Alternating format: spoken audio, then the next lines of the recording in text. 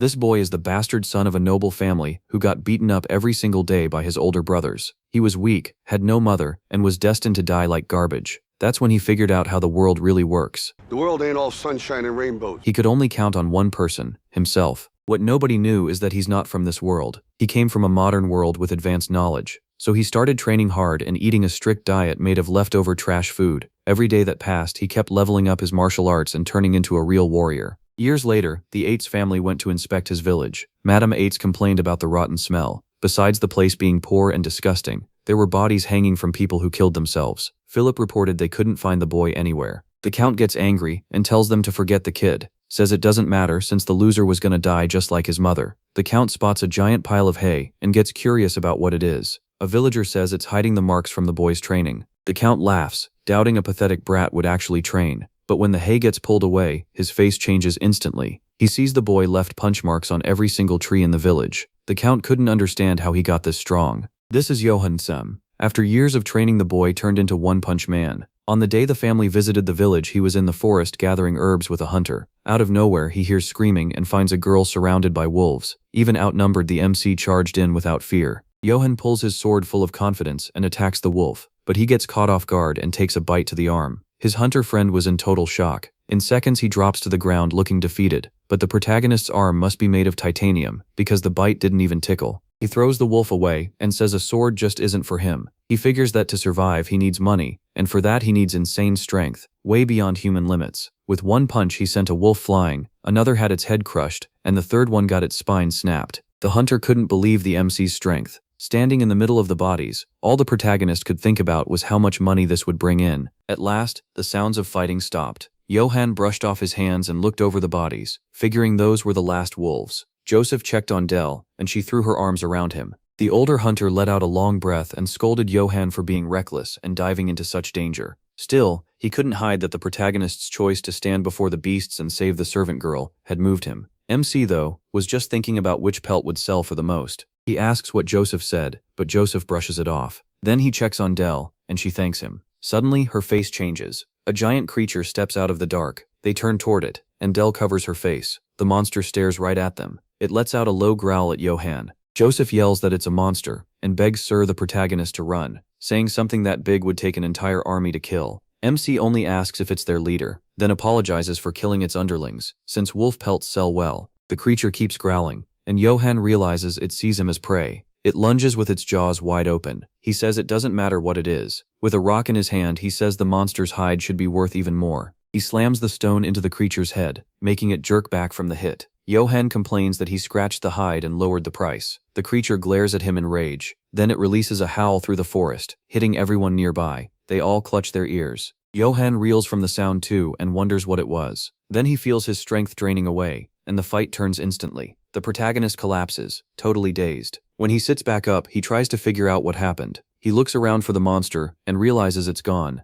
Then he spots Joseph and Dell on the ground. He rushes over and sees they're both safe. Hoisting Joseph onto his back, he says they need to leave before more monsters show up. Then he starts heading back. As he walks, he regrets leaving behind all those valuable wolf pelts. The quiet forest night drags on. When he nears the village, he sees it still lit up and wonders if everyone is searching for Dell. He even imagines earning favor with her father, maybe enough for his own father to name him successor after taking down a wolf pack. Then he tosses that fantasy aside and hopes for something smaller, like a guard post, so he won't have to worry about food. Suddenly, he stops. Torchlight burns ahead. His father's inspection group is blocking the path. Johann has no clue what's going on. Philip calls MC's name and angrily demands to know why he missed their father's inspection. Only then does he realize he completely forgot about it. Gessen Eitz rides up, calling the protagonist an immature bastard. He climbs down and steps forward. Still carrying the unconscious Dell, Johann tries to explain to his father, but Gessen cuts him off and tells him to shut up. Raising his axe, Gessen says he'll crush MC's skull for daring to ignore him. He stares at the ground for a second, then looks up and says he didn't skip the inspection on purpose. He was in the forest saving people. A villager rushes out of the crowd. He recognizes little Dell and runs straight to her, saying he searched everywhere. Still holding Dell tight, he keeps saying how glad he is that she's safe.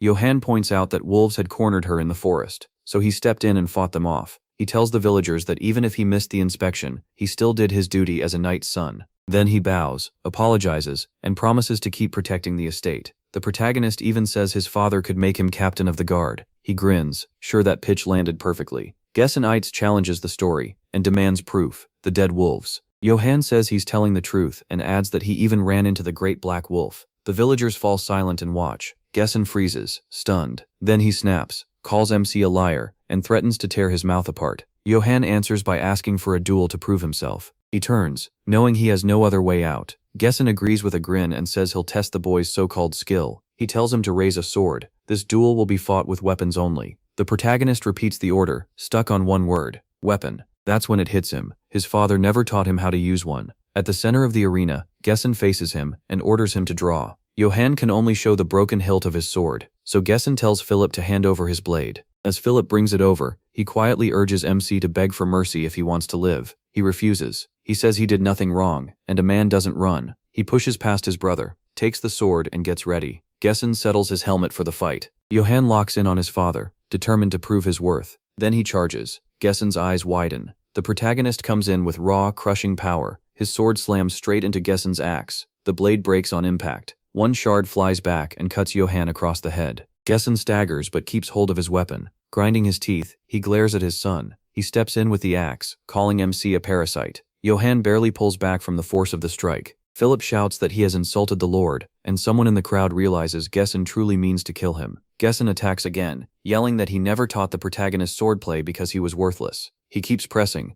saying MC will never surpass him. Then he roars that the estate is his, and not even the Emperor can take it. He stares back, blood running down his face. It pours from his forehead into his eyes. Philip screams Johan's name. Gessen swings the side of the axe handle at the protagonist's face. Everyone watches in shock. MC catches the blow with his sword hilt, but it starts to split. A second later, the hilt breaks apart. Johan looks at his father, admits defeat, and drops to his knees among the broken pieces. Gessen walks up and tells him to remember his place. He warns him that next time, he really will crush his skull. Then, Gessen turns his back and leaves the protagonist kneeling alone. The crowd closes in, and someone calls MC's name. Far away in a church, a voice says Sir Gessen's actions were wrong. Inside, Johan tells him to lower his voice, but the priest barks back that he doesn't care. He's from the Vatican. He keeps demanding how Gessen could treat his own son like that. With his head wrapped in bandages, he says he's still alive and fine. The priest calls the whole thing absurd, while the protagonist leans on a table and looks away. He admits that even without sword training, he never thought he was this weak. The priest tries to comfort him,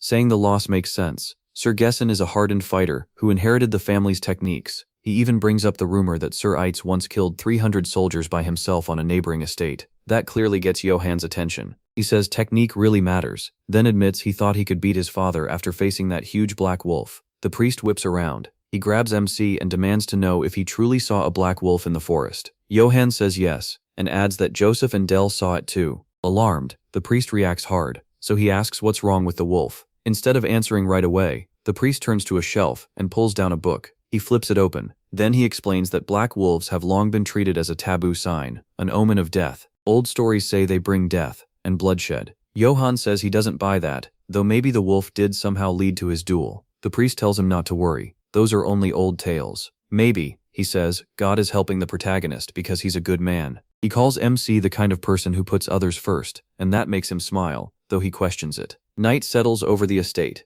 The story shifts to the Brits barony near the Eitz lands. Through the dark, screams for help and mercy fill the air. A woman holding a child begs to be spared. Moments later, both are killed. Blood trails across the ground. A limp hand drops into the dirt. One soldier asks why people keep running, and another says it doesn't matter, they'll die anyway. He adds that it's cruel. A third questions the order to kill everyone and burn the bodies. Then he shrugs it off. They're being paid, and that's enough. Near the burning gate, two figures meet. A man kneels before Karamf and reports that the mercenaries are done. He presents the Brits family signet ring. Karamf repeats the family name. She says she expected more from Brits, but he couldn't survive even 2 attacks. Then Karamf declares herself the sword of the Holy Empire, and the voice of her Imperial Majesty. As the collector of seals, she says she'll punish corrupt nobles under the Emperor's command. Anyone who stands with the Emperor, she promises, will earn gold and honor. Karamf is ahead and orders her troops to kill, loot and burn everything. Her forces move out, shouting that the Eitz estate is next.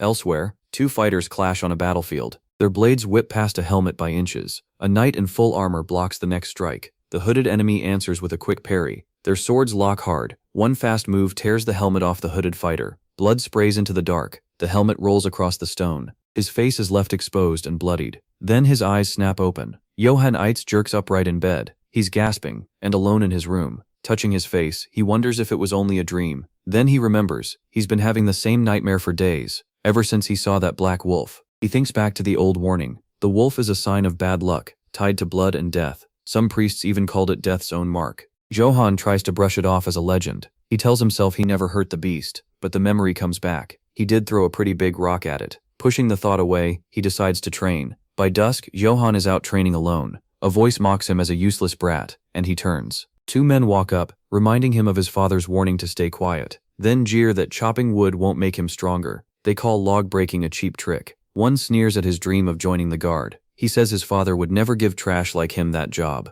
The insult gets worse. They say his father would rather smash his skull and feed him to the pigs. Johan answers with one punch and blows apart the log in front of him. Both men just stare, stunned. The protagonist glances at the shattered stump, then back at them. He tells them to come closer and say it again. Instead, they panic and run off, yelling that they'll tell Johan's father. Watching them leave, he mutters that they're pathetic fools who should worry about their own lives. Then he goes back to training. Another voice says they weren't wrong. Philip Eitz walks up and tells MC their father has no plan to give him any post. He says he figured as much. Since he hasn't been killed yet, things could be worse. Philip asks if that disappoints him, but Johan says he'll just find some other way to survive. Then Philip reveals the real reason. Their father is afraid of him, and the protagonist stops mid-swing. He turns to his brother. Philip says MC's strength is too obvious to ignore, and that scares their father. He wants obedient sons like Philip, but Johan insists on living by his own rules. Philip says their father fears he will one day take everything from him, just like he once took everything from their grandfather. The protagonist turns and laughs it off as ridiculous. Philip calls for a servant to bring what he asked for, and the man opens a large sack. MC stares and asks what it is. Inside are a surcoat, a longsword, and a spare breastplate. Philip says he's not like their father. He's not stupid enough to throw away someone this capable. As he stays silent, Philip promises that once he becomes Lord, he'll make him captain of the guard. Until then, he tells him to keep training and stop making trouble. The protagonist fires back that he never starts it. Philip leaves with the servant. Johan is left alone on the hill. Looking down at the breastplate, he realizes it's the same armor from his dream. He wonders if wearing it means he'll die that same way. Still, for some reason he feels he can beat that fate. One thing is clear, if he wants to win, he needs proper gear. So he puts on the breastplate and cloak, adjusting everything to fit. As the sun drops and laughter drifts from afar, a tavern argument breaks out. One man swears he's telling the truth, while another says he's making it up. The first insists Sir Johan Eitz killed wolves and drew his sword only to save Del and Joseph, calling him a real knight. Two others agree that MC Eitz is far more honorable than Lord Gamson, while a hooded stranger listens nearby. Another villager says he should have just cut off Gamson's head that day. Joseph walks into the tavern and announces that drinks are on him, making the hooded figure ask why. Joseph lifts his mug and says it's a toast to Sir Johan Eitz for saving his daughter Del. One of the men turns to the stranger and asks who he is. They've never seen him before. The hooded figure only points out that they've been trash-talking their lord in front of someone they don't even know. The villager freezes, and the stranger notes that people here are strangely fearless. The hooded man says their story caught his attention. Then he orders them to keep talking, and the villagers go pale. What he wants to hear about is Johan. That night, the protagonist walks through the village alone. He's still thinking about Philip's promise to make him captain of the guard. Sure, his chance has finally come. All at once, MC stops and turns. He notices a drunk man on the ground and heads over. Figuring a future guard captain can't just leave him there, Johan offers to take him home before he gets sick. Then, something cold touches his neck. A dagger is pressed to his throat. He looks up, trying to make sense of it. His first thought is that Gesson sent an assassin, but he quickly rules that out. Then his mind jumps to the mistress, or even Philip. He has no idea who ordered this. Johan asks the attacker what he wants. Thinking it's robbery, he offers all his money if they'll spare him. The hooded man says money isn't the issue. He already has plenty. Calling him by name, the stranger says he'll ask one question. If Johan's answer disappoints him, he'll slit his throat on the spot. That condition hits hard. One wrong word means death. So he steadies himself, determined to answer perfectly. The man says the test starts now, and the protagonist braces himself. The hooded figure looks him over and asks if he really is Gesson's son. MC is thrown by the question. With his life on the line, he clenches his teeth, unsure what to say. At last, he answers that sometimes a lion can come from the bloodline of a pig. The hooded man says nothing. Johan starts to think he answered wrong. The stranger's hood shifts a little, and then he bursts out laughing. He says he liked the answer, but he still won't let him go. Instead, he declares that Johan belongs to him now. The protagonist has no clue what that means. The man is Kaggle, the Empire's deadliest assassin and the poison master of the Nasos Guild. After countless killings, he sharpened his sword skills so much that people called him the Poison Serpent. But Kaggle had one problem. He couldn't find anyone worthy to inherit his art. He searched everywhere, but every candidate fell short. A few had talent, yet none could truly carry on his style. One even refused to learn an assassin's craft, choosing death over losing his honor. Kaggle granted that wish. More than 30 sons from knightly houses died by his hand. Running out of patience, he went to the Empire's witch, who called him the Poison Serpent, the man who gives peaceful deaths. She told him the disciple he wanted was in Ait's castle, one of that lord's sons. Kaggle doubted someone like that could really be hiding in such a backwater place. The witch told him she'd return his money if the prophecy was wrong, so he took the deal and chose to trust her. He wanted to believe her. He'd already wasted too many years and knew his time was running short. Even so, doubt stayed with him when he entered the Ait's estate. Looking at the castle, he decided he'd kill the boy if he wasn't impressed. Back in the present, Kaggle names himself the master of the Nasos Guild, and says Johan will be his successor. He gives MC only two choices: die by his sword or learn from it. He is left speechless. Then he suddenly yells, asking how much it costs to learn. Kaggle says he doesn't want payment, which shocks him. Johan realizes a guildmaster with insane skill is offering to teach him, for free. He grabs Kaggle and blurts out that he's waited his whole life for this. Kaggle reminds him that his style belongs to an assassin. Just learning it would stain any knightly family. The protagonist shouts that he doesn't care about honor or shame, he just wants to be taught. Kaggle agrees, saying he's never met a brat like this before. Johan immediately calls him master. Then he asks if that also means he'll get spending money, since Kaggle said he's rich. Kaggle just stares, thinking this brat is beyond belief. The story shifts to Ait's castle. Mounted on horseback, Gessen says the inspection is done, and he'll be gone for a while. Philip sees him off and says he'll take care of the castle. Then Madame Aitz declares that no matter what happens, the castle will be hers. Philip calls her delusional and says he will be the next lord. Fed up, Gessen says he's tired of both of them, and they can do whatever they want. Later inside, Philip tells his father that Johan still hasn't come back, and asks what they should do. He looks to him for an answer, but Gessen tells him not to waste time, that brat's death means nothing to them. Philip apologizes. As he turns away, he wonders where Johan is and what he's doing. Meanwhile, in the forest near the castle, Kaggle says he'll test MC's skill. MC asks to borrow a sword, admitting he breaks them all the time. Kaggle hands one over and watches, already put off by how reckless the boy seems. He draws his own sword, thinks about killing him right there, and asks if he's ready. Johan answers yes, sword in hand. Master and student square off in the forest. Seeing his stance, Kaggle thinks he should die after all. The protagonist asks whether he has to use proper swordplay, or if he can fight however he wants, and Kaggle tells him to do whatever he likes. Fists, stones, blades, anything goes. Johan tightens his grip. Then he releases terrifying power. Fragments burst through the air as Kaggle watches. In that instant, he finally understood. Every doubt he had was wrong. Kaggle's eyes widen. This boy is absurdly strong. Johan rushes in with a punch so powerful it sends pressure through the air, catching Kaggle off guard. Kaggle realizes that if it lands, his lungs and muscles will be crushed. This feels less like fighting a man, and more like facing a lion. A moment later, Kaggle's hand settles on his hilt. The fight turns fierce, with the master moving in ways Johan can't read. MC can't tell if the next strike will come from above or below, and then the blade slams him right in the face. The hit sends him crashing to the ground. Kaggle steps back and watches him from a short distance. He says he used the flat of the blade, yet he still didn't pass out. That's ridiculous. Kaggle adds that if Johan had been born 1,000 years earlier, people would have called him a legendary hero. The protagonist starts to thank him, but Kaggle cuts in. There's one huge weakness. If things stay like this, MC will die. Still on the ground, he asks what he means. Kaggle explains that Johan can't control his own strength, and that flaw will kill him. The protagonist argues that he isn't punching himself. Kaggle gets ready again. If MC is so sure of himself, he tells him to attack once more. He even says that if he can break his sword instead of his own, he'll pay him in gold. The protagonist charges right in, yelling for Kaggle to keep that promise. He swings with everything he has. Their swords collide hard, and Johan's blade explodes into pieces. The recoil throws him backward. MC realizes it's just like his fight with his father. Kaggle asks if he gets it now. He didn't lose to an enemy. He lost to his own strength. Unless he learns to control it, he'll die. Johan pulls a shard from his clothes and asks if Kaggle placed it there on purpose. Then he says he understands. He'll learn control if that's what it takes to survive.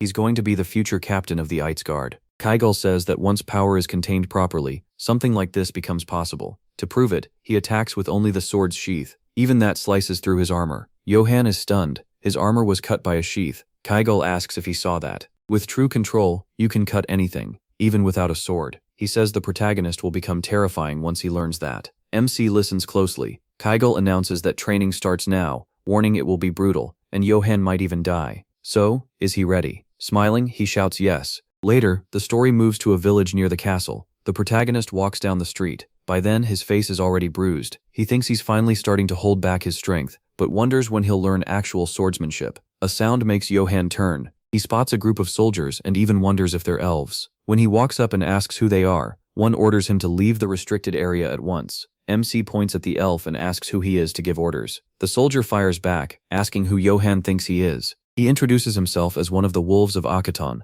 the Empire's top mercenaries. Hearing that, he lights up and immediately asks how much they get paid. They tell him one job brings in 2 gold coins, far more than a guard captain earns. One of them adds that skill is what really matters, and the protagonist agrees. Since he's never even seen a gold coin, he starts thinking about changing careers. While he's talking with them, someone imposing walks up behind him. A fully armored warrior stops in front of Johan. The pressure pouring off him is overwhelming, and MC's hand moves on its own toward his sword. He almost draws it, then freezes, sweating and wondering why his body reacted like that. One elf points a sword at him, accusing him of disrespect for trying to draw before Sir Karamph, but the warrior gestures for him to stop, saying it's fine. From horseback, he asks who Johan is. He pauses for a moment. With swords around him, he finally introduces himself as the protagonist of House Eitz. The warrior reaches up and removes his helmet. He's Karamph, a knight of the Imperial Guard of the Holy Empire. Johan realizes he'd reached for his sword without thinking. He has never felt pressure like this. Not from the Black Wolf, not even when his father tried to kill him. Karamph's killing intent is crushing. MC feels like prey standing before a predator. Karamph simply tells him to step aside. Johan stays frozen under that pressure, but finally forces himself to move. As the group leaves, the elves laugh at how terrified he looks. One warns him to be careful next time, if there is a next time. A trainee knight, Janina, asks Karamph if it's really fine to leave him there. Karamph says he doesn't want trouble today, not yet. Johan watches them pass through the gate. Left alone, he wonders why an emperor's knight came here. Soon, a man runs in with news that Sir Karamph has arrived. Philip hurries through the halls. Why would someone that important come here? Out of breath, he introduces himself as the future Lord Itz and asks the reason for the visit. Then madamada cuts in, flatters Karamph and presents her son John as the real heir. She says if she'd known he existed, she would have married later. Then invites him into the castle. Karamph ignores her and walks past. Madamada calls after him, but he doesn't respond. He takes off his helmet and sets it aside. From the throne, Karamph asks where Gesson is. The Eitz family stands below, watching. Philip snaps that speaking to Lord Gesson like that is disrespectful. Madame Eitz cuts in, saying the Empire's greatest knight can act as he likes, and she'll handle the welcome. Philip balls up his fists, realizing she's using this moment to push her son as the next lord. Karamph grabs his sword and shouts for silence. He orders everyone out and demands alcohol. With his hand on his weapon, he says he'll wait in the castle until Gesson arrives. That night, Johan trains with his master, blocking strike after strike, but his mind drifts back to Karamph's arrival. Kygel scolds him to focus and throws daggers at him. He knocks them aside with his sword. Still, one blade nicks his neck. Kegel warns that if those daggers were poisoned, he'd already be dead, then demands to know why he's distracted. Johan says the Emperor's knights came to the village, and something about it feels wrong. This is Eitz land, so they shouldn't be shutting the gates and controlling who enters. Kegel asks what exactly the protagonist plans to do about that. MC describes Karamph, the Emperor's personal knight, said to be the strongest fighter on the continent, wearing legendary armor. Then he asks if Karamph is stronger than his master. Kegel stays quiet for a second before answering. If he ever had to face Karamph, he'd run without thinking twice. Then Kegel cuts himself off and tells Johan to shut up. He yells that he is an idiot who doesn't know his place and still can't control his own power. The protagonist closes his eyes for a brief moment. Then he rises with his sword and says he'll do it. Kegel sighs and calls him in. The two rush at each other at full speed. Johan gets smacked by the scabbard, but he shouts for another round. He takes another hit and still demands they keep going. No matter how many times he's struck, he refuses to quit. Kegel yells back, telling him to come again. Johan starts wondering why it still isn't working. He can't figure out why he can't even cut a plain scabbard. Then he remembers the lesson about the flow of force. He shouldn't just swing, he has to gather the power at the tip of the blade. As he keeps moving, MC slowly starts to grasp what controlling strength really means. Kegel notices the sound of his swings changing, growing sharper. Johan slams his sword against his master's scabbard with a heavy strike. In that moment, he understands something. If he uses everything he's learned with the right amount of force, he can do it. Kegel realizes the next blow could be dangerous. Johan attacks again, this time fast and exact. His blade slices through the air and clips the tip of Kegel's scabbard. The protagonist lights up, thrilled he pulled it off. He yells that he did it, and finally gets the feeling, saying it wasn't even that hard. Cagal only watches, thinking it might have just been luck. Then he calls MC by name, and MC answers at once. Cagal draws his sword and warns that this time he won't hold back. He charges again with everything he has. The clash knocks Cagal backward. Johan jumps around in excitement, celebrating again. Cagal stares, wondering what kind of boy this is. He's shocked the protagonist can use the secret sword art, Serpent's Tongue, even though he only taught him how to control force. MC copied it almost perfectly after seeing it for just a moment on their first day. Now he's using it even better than Cagal himself. Cagal goes quiet, and his old instincts tell him something. Unless a miracle happens, Johan has already become someone he can't beat. Cagal, master of the Empire's deadliest assassin guild, Nasos Poison, murmurs under his breath. He calls him a ridiculous boy, while the kid keeps celebrating. That night, Cagal announces his teaching is done. He'll leave at dawn. Johan questions it, but Cagal says he already has everything he needs. He admits the protagonist grew stronger than him in less than a week. Cagal says he's satisfied his sword style won't vanish, and tells MC to live however he wants. He adds that he has worked hard up to now. By the campfire, the protagonist asks why he's leaving, and Cagal says that's just how he is. Then MC brings up the Black Wolf. Cagal confirms it's a bad omen. Johan says he saw the Black Wolf recently. He dreamed his head got cut off, so he thought his master might be the sign. Cagal says if he'd killed him, that would have been the omen. Misfortune doesn't come in one fixed shape. Before leaving, he says he'll give him some advice. First, Johan needs a weapon that can handle his strength. It would have to be Danis Steel, a legendary magic metal strong enough to endure his power, though the way to make it has been lost. Now it can only be found in ancient ruins, which makes those weapons incredibly rare. The protagonist asks why mention it if he could never afford one, and Cagal says it was only so he'd know what to look for. Then Cagal warns him, if he ever sees someone carrying a Danis Steel weapon, even from far away, he should run. If MC doesn't learn his limits, he won't live long. MC says he'll remember that. Cagal stands to leave, and Johan asks if he's going already. His master tells him never to fight someone he can't beat, and if he must kill, to use every method he has. If he follows that rule, he probably won't die. Then Cagal gives his last advice, don't die. Johan watches him head off into the dark forest, thinking about his words. Run if needed, kill if needed, but above all, survive. He promises he won't forget. At the same time, back in Aid's castle, Madame Aid's asks Kardamov if the alcohol suits his taste. He says it tastes like rotten piss and tells her to remove it. She snaps the bottle with her fan and remarks it was expensive. Then she says the only better drink is in Lord Gezen's room. She suggests he move there to rest after his trip. According to her, Lord Gezen's room is very comfortable, and he won't be disappointed. Then she hints they could enjoy themselves together. Kardamov coldly tells her to disappear. Madame Aid's presses on, saying Lord Gezen won't arrive for a while, so their time is short. Kardamov's face shifts. He says he's getting tired of this, then says he'll have his fun. A scream fills the room. Kardamov lifts the madam by the neck and says the entertainment he enjoys is massacre. Philip peeks through the cracked door and is horrified by what he sees. On his way back, Johan stops at the top of a hill and stares ahead, asking what that is. The village and the castle are burning. He can't understand why everything is on fire. At the same time, Gessen Eitz rides with his men and asks why smoke is rising from his land. One of his men says the fire looks serious and urges him to hurry back. His horse surges forward at full speed, carrying him to the gates of his estate. The guards mock him for being late and rush him inside. They warn him Sir Kardamov is not known for patience. Gezen then comes face to face with the slaughter before him. The courtyard is covered with the bodies of his men and servants. He lifts his eyes toward the figure waiting ahead. An armored man steps forward. Sir Kardamov greets him by saying he's late. Gezen demands to know what he's doing, his hand moving to his axe. He pulls the weapon free and repeats the question. Kardamov accuses him of high treason and trying to assassinate the emperor, then declares House Eitz will be wiped out by imperial order. Gezen shouts that this is just a purge. They're framing him so they can kill him. He charges, swearing he won't let Kardamov do whatever he wants. Kardamov calmly orders the trumpet to sound and commands his men to recover the Eitz family seal and purge everyone in the territory. A soldier raises the trumpet as the last order is given, to erase that land completely. The imperial army charges. Amid the burning village, a soldier approaches a wounded villager. The man on the ground curses him as a monster. The soldier asks if saying where the pig's son is hiding is really that hard,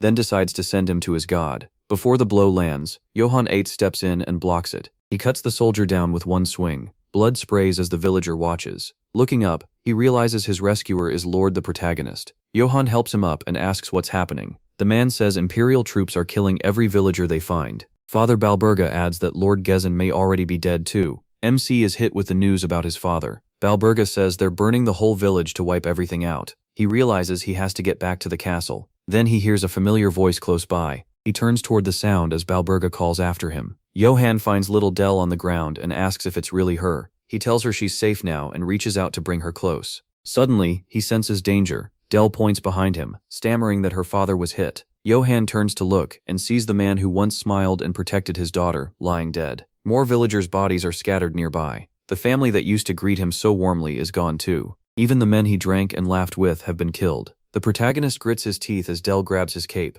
He tells her it's too dangerous to be alone, and says she has to stay with Father Balburga. She agrees. Then he turns toward the flames. Balburga asks where he's going and shouts that he must not go back, he has to run. Johan stops when he hears his name. He looks up and sees an imperial banner with a severed head on top. It's his father, Gessen Eitz. A sign says Duke Gessen Eitz was executed for treason against the emperor, and anyone who takes his body will share the same fate. It's signed by Karamov. A nearby soldier spots Johan and asks if he's the bastard's son. The man laughs, saying he thought MC had run, then asks if he came back to die. He draws in one swift motion and cuts through the banner pole, sending it crashing down. The soldier shouts for the others to stop standing around and kill him. Xiaohan glares at them, then charges and cuts the soldiers down. When the last one falls, the protagonist is left standing alone in the ruins of his village, wondering why he's doing this and why he's heading back to the castle. He remembers Father Balburga warning him to flee, and knows he should. Going back to face Karamov would only mean dying for no reason. Then someone calls his name, and he finds Philip Eitz wounded among the dead knights. Philip recognizes him and says he's alive.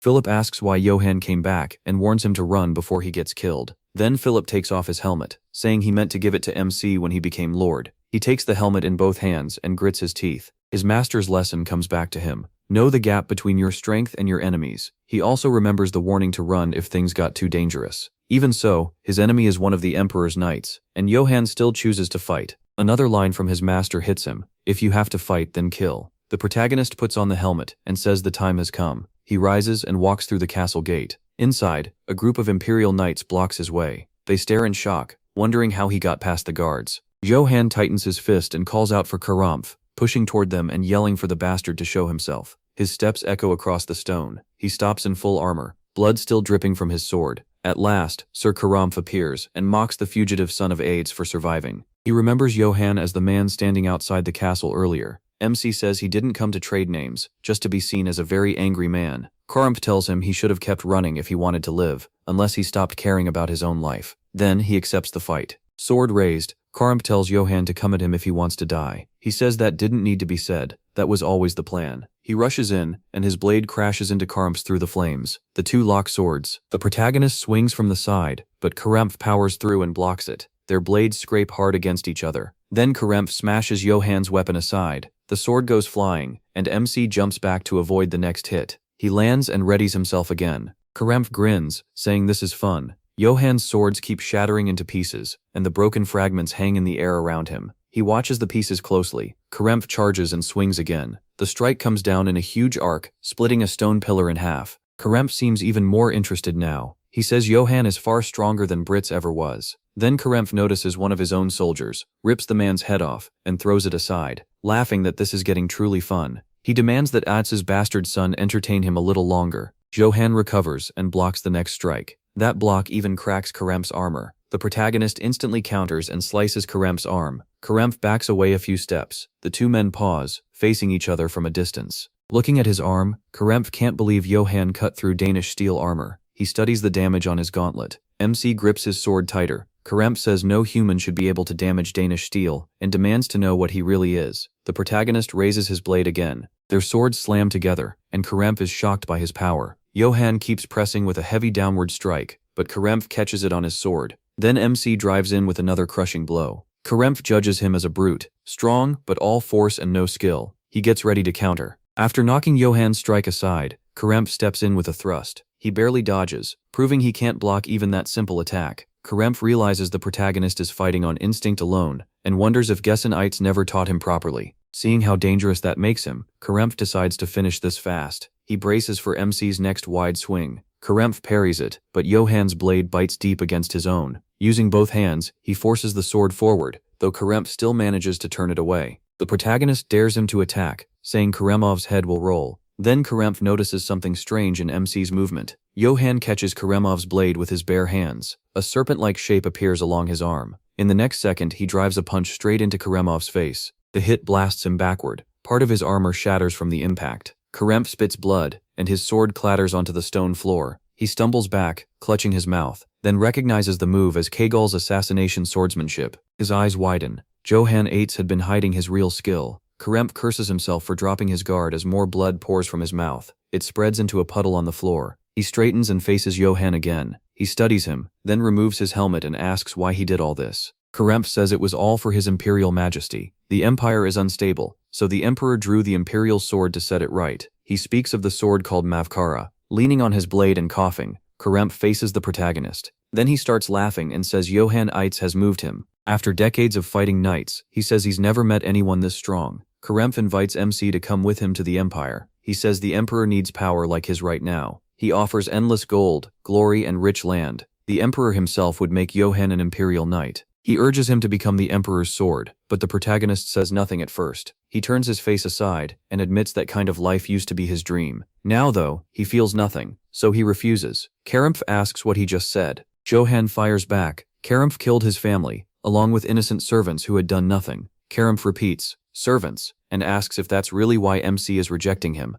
Grinding his teeth, Karemph then shouts that their deaths mean nothing, and calls them insects. He says the strong drink the blood of the weak. That's the law of the world. Johan says nothing. He clenches his fist and apologizes to his master, saying he can't hold back his strength. Then he steps in and punches Karemph in the face. The blow snaps Karamov's head aside. He keeps his fist tight and throws another punch, raging at everything being for the emperor. The second hit slams into the side of Karamov's head. Johan keeps going, yelling about worthless lives. Karamov's eye catches the next blow coming. The protagonist roars, asking what makes him think he's so great. Then he demands to know who gave him the right to decide who lives and who dies. His final punch crashes into Karamov's face, and Karamov's eye goes wide from the impact. Blood bursts from his face. His hand twitches on the floor. Johan lowers his bloody fist and stands over Karamov's body. Then he turns to leave. Karemph calls him a fool and says he should have taken the offer. Now it's too late for the man who broke the emperor's sword. There will be nothing but suffering ahead. Johan looks at him as Karamov's finger drops still. Then his body dissolves. MC thinks about how he used to care only about money, just to survive in a world that accepts death. Now he clenches his fist.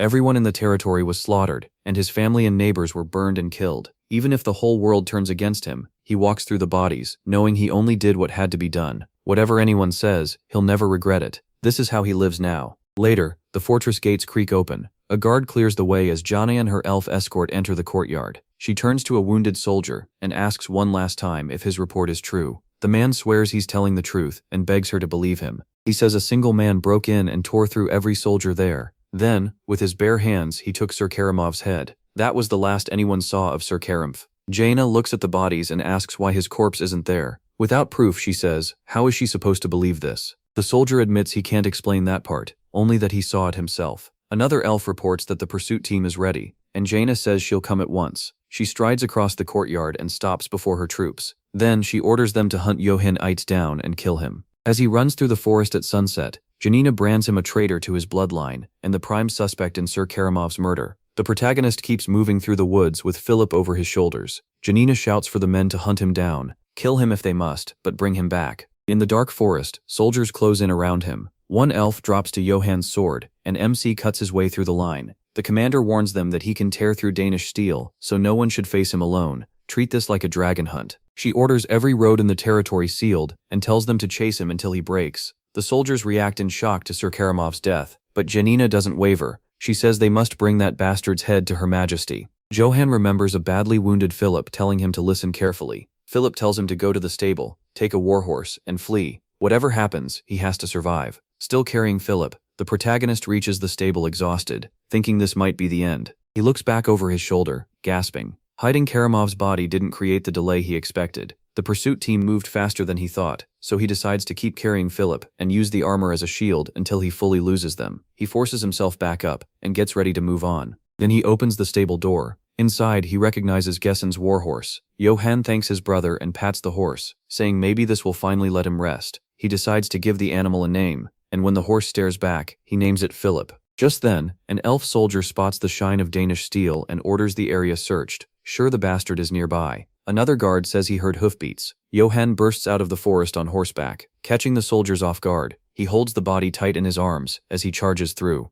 A soldier yells that it's MC Eats and that he's escaping on horseback. He races deeper into the forest's darkness while the elf commander orders everyone to bring him down. No matter what, they can't let him escape, and crossbows fire after him. The bolts strike the armored body Johan is using as a shield, and then he vanishes among the trees. He rides all night and soon shakes off the pursuit group. Deep in the Black Forest, he finally stops. He says that even if Philip was a twisted man, leaving him unburied still feels wrong. Johan looks back and notices Philip's armor, thinking it must be worth a lot. Then he takes the sword from the body and studies it, realizing it's light, strong, and forged from Danish steel. He draws the blade and checks the writing on it. It's an ancient imperial script. Reading it aloud, he says, "I am the one who reclaims crests." The name is Crest Reclaimer. He wonders if that means taking back family crests, and the name gives him a bad feeling. In the end, he decides to keep the sword and bury the armor. It would be a waste to leave the armor, but Johan promises himself he'll come back for it. Right now, carrying it only slows him down, so he starts digging a grave.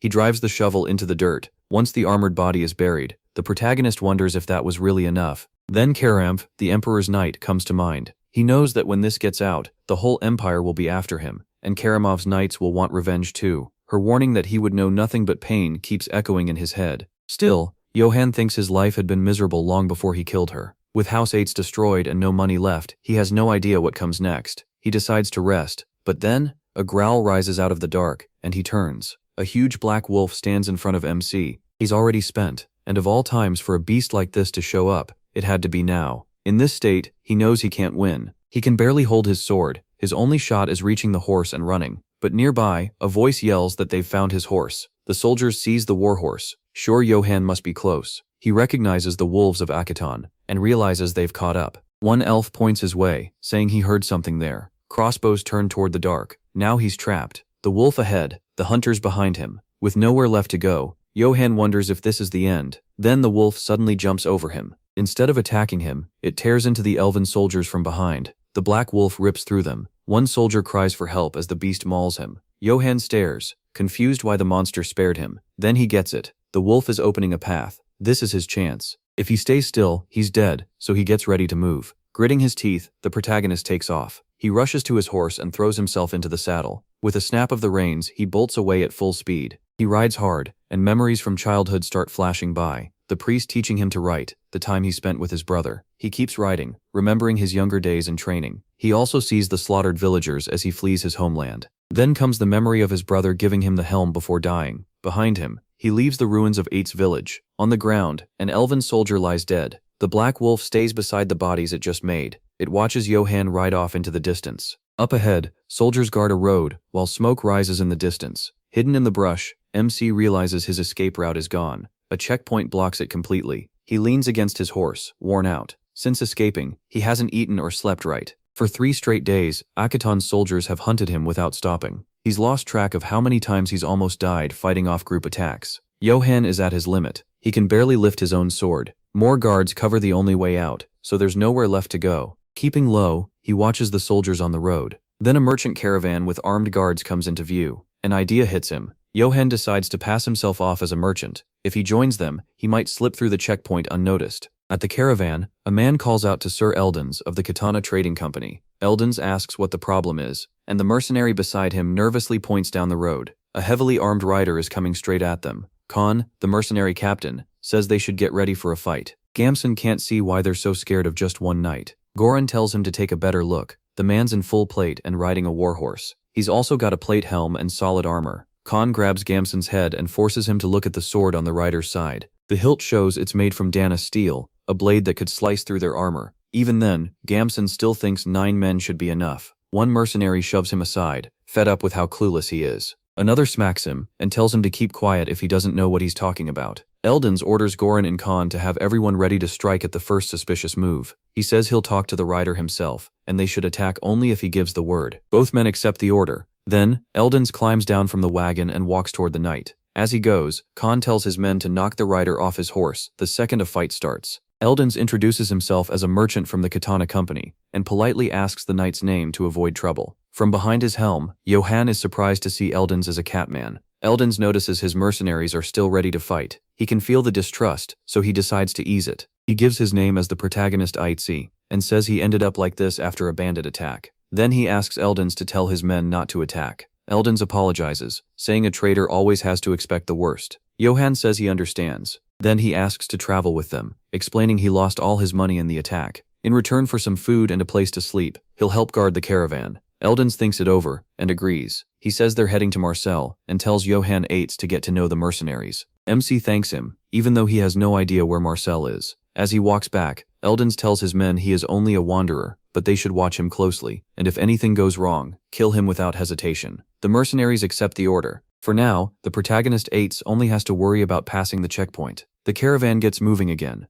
At the checkpoint, one soldier warns the others that someone's coming. The wolves of Akiton stop the caravan for a quick inspection. Johan reaches the barrier at last, hoping no one notices him. Eldon steps forward, introduces himself, and asks to speak to whoever is in charge. The guard recognizes the Katana Trading Company, based in Marcel, and greets him. He explains they're under orders to search for a fugitive trader. Johan immediately understands the checkpoint was set up for him. A soldier walks over and demands that he take off his helm. MC quickly claims he has a skin condition. The guards laugh at him and order him to show his face anyway. Their leader asks if the knight is hiding something. For a moment the two just stare each other down. Johan prepares for the worst and rests a hand on his sword. Then a voice cuts into the standoff. Eldon snaps at the soldiers, asking if they really dare suspect his company, and demands to see their commander. He warns that if they keep pushing this, he'll file a complaint with the captain, and he'll do it himself at the Marcel branch. That makes the guard back off, and he tells his men to let them through. The other soldiers clearly don't like the decision, but their leader walks up to Johan Eitz and says he got lucky. At last, the caravan clears the checkpoint and moves on. He glances back one last time. The soldiers can only watch the group head down the road.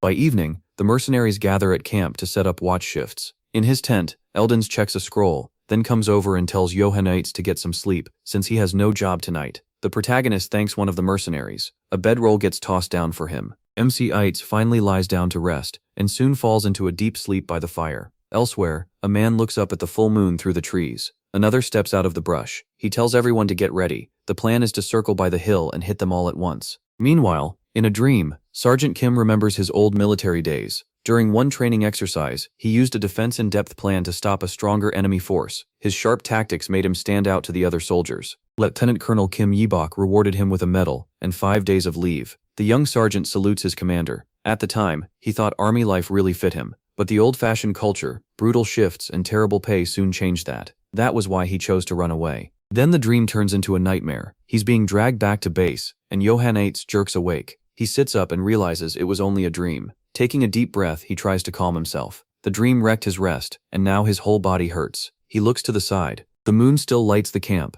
then arrows start pouring down. Johan braces himself. In one quick motion, he catches an arrow just before it hits his face. He realizes the soldiers have found him again. Annoyed, he gets to his feet and decides to warn the mercenaries first. He shouts that they're under attack. Eldens and the others are jolted awake by the warning. The story jumps back 5 minutes before the attack, when Khan was grumbling to Gamson about how they were doing all the work, while the new knight did nothing. He tells the younger mercenary to shut it. A stranger can't be trusted with guard duty. He could kill them in their sleep and steal their supplies. Khan warns that if Gamson stays this careless, he won't survive long as a mercenary. Then Khan turns to keep up his patrol. Gamson says he became a mercenary to live like a real man, but if he'd known Goran's crew were this cowardly, he never would have joined. Khan turns back and asks what he just said. The two glare at each other in the dark. Then the cry of ambush cuts them off, and arrows start falling fast. Khan shoves Gamson down and covers him with his own body. When the barrage finally ends, he lifts his head. He orders Gamson to wake the others at once, but the kid runs the other way instead. Khan watches him go until someone shouts his name.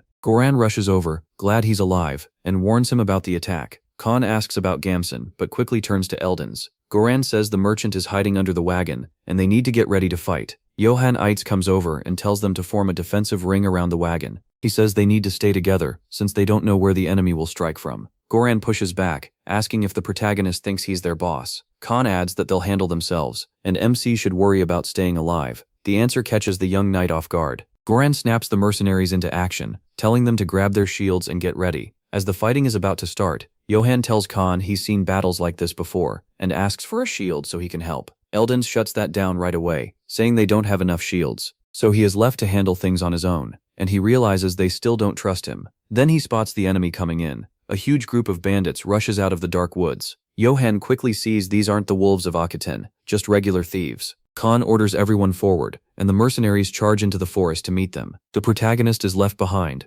wondering who is supposed to guard the wagon now. The mercenaries crash into the bandits in a brutal fight. Their leader yells at them to press the advantage in numbers. Goran fights back and shouts for his men to stand firm. If they run, they're dead. A bandit suddenly smashes Goran across the face. Khan cries out for his captain. The attacker lifts a dagger over Goran, ready to kill him. Seeing that, Johan tightens his grip and decides to step in. He draws his sword in one quick move. One thief freezes, caught off guard by the sudden attack. Another nearby bandit is just as stunned. From the ground, Goran stares at what happens next. In an instant, Johan cuts one of them clean in half. Blood streams down his blade. MC then notices the runes on the sword drinking in the blood. One bandit panics and screams that it's a demon sword, and they can't win. He declares himself as him of House Yates and demands to know who dared attack him. Khan and Goran are shocked to learn he's a noble. He barely changed his real name at all. The bandits start whispering, realizing they may have attacked someone from a major noble house. Johan presses them again for an answer. Pointing his sword at the leader, he asks if they'll surrender, or would they rather die by his hand. He tells them to think hard before choosing. The leader only pants and says nothing. Then one thief drops his sword.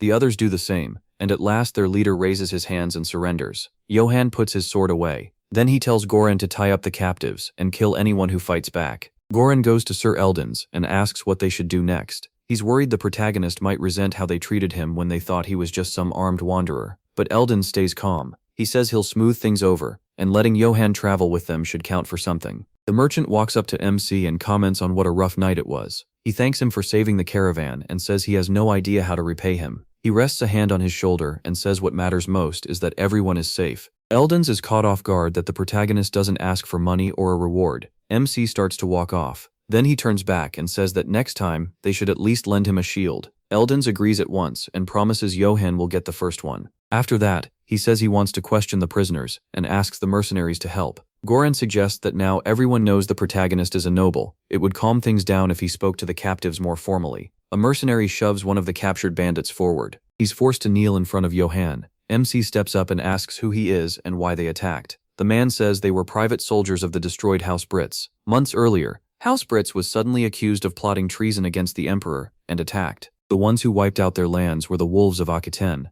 They fought as long as they could, but once the noble executioner joined the battle, they were crushed and had to run. One mercenary beside Johan says that was probably Karamph, the emperor's hunting dog. The bandit leader bows his head and apologizes for committing such a grave crime. He says the imperial army chased them as rebels, and the northerners rejected them too. They were called deserters, and while he knows banditry can't be defended, they needed some way to live. Johan asks if there was any other reason behind the attack. The man says no, the caravan just looked rich. Eldon's explodes, yelling that trading caravans survive on trust. He has a mercenary hold him back and tells Sir Eldon's to calm down. He thinks about the charge of treason against the emperor and remembers Karamph saying it was all for him. At last, the pieces click into place. Johan realizes there was never any real treason, just an excuse for the emperor to purge nobles through Karamph. He curses the emperor and wishes the worst death possible on him. It hits him that these bandits were trapped much like he was, victims of people in power. Still, they turn to banditry, and the protagonist doesn't know what to do with them. Khan walks over and asks what the answer is, even offering to beat more out of them. Johan says no, they've already learned enough. Just then, Gamson rushes back and tries to beat one of the prisoners to death. Even tied up, the prisoner manages to block the blow. Khan steps in and grabs Gamson's weapon before he can swing again, and Gamson angrily demands to know why. Khan tells him they have no right to punish the prisoners, especially not him,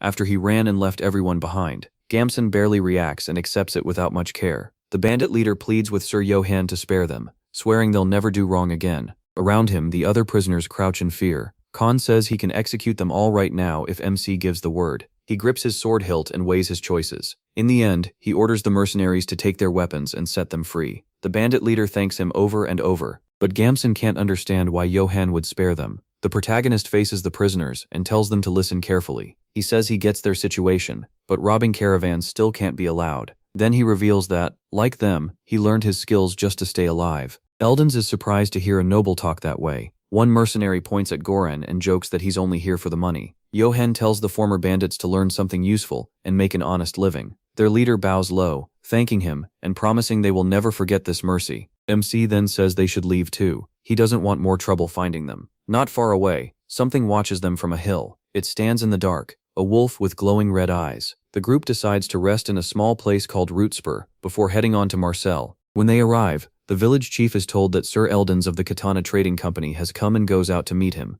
Eldons greets him warmly, saying it's been months. The chief welcomes him back and asks whether anything happened on the road. Eldon says they ran into bandits and grumbles that things have only gotten worse since the emperor lost his mind. The chief quickly warns him not to say that too loudly, in case an imperial loyalist hears. But Eldon says it all ended well, thanks to a very brave noble traveling with them. The chief says a fake noble passed through a few weeks ago. He beat the man and tossed him out of the village. Eldons laughs and says his friend is still reckless when he gets angry. Then he explains this noble is different, brave, honest, and the one who saved them from the bandits. He even turned down a reward, which shocks the chief. The chief realizes having a knight like that around would be a huge help against bandits. In times like these, a good knight matters for everyone's safety, so he invites the group to stay a few weeks and rest. Eldons declines, but the chief insists that friends can do each other favors. Eldons jokes that the chief is trying to steal his companion, and the chief laughs with him. Then the chief asks where this noble is. At the moment, Johann is sitting by himself. He's starving and looks close to collapsing in the street.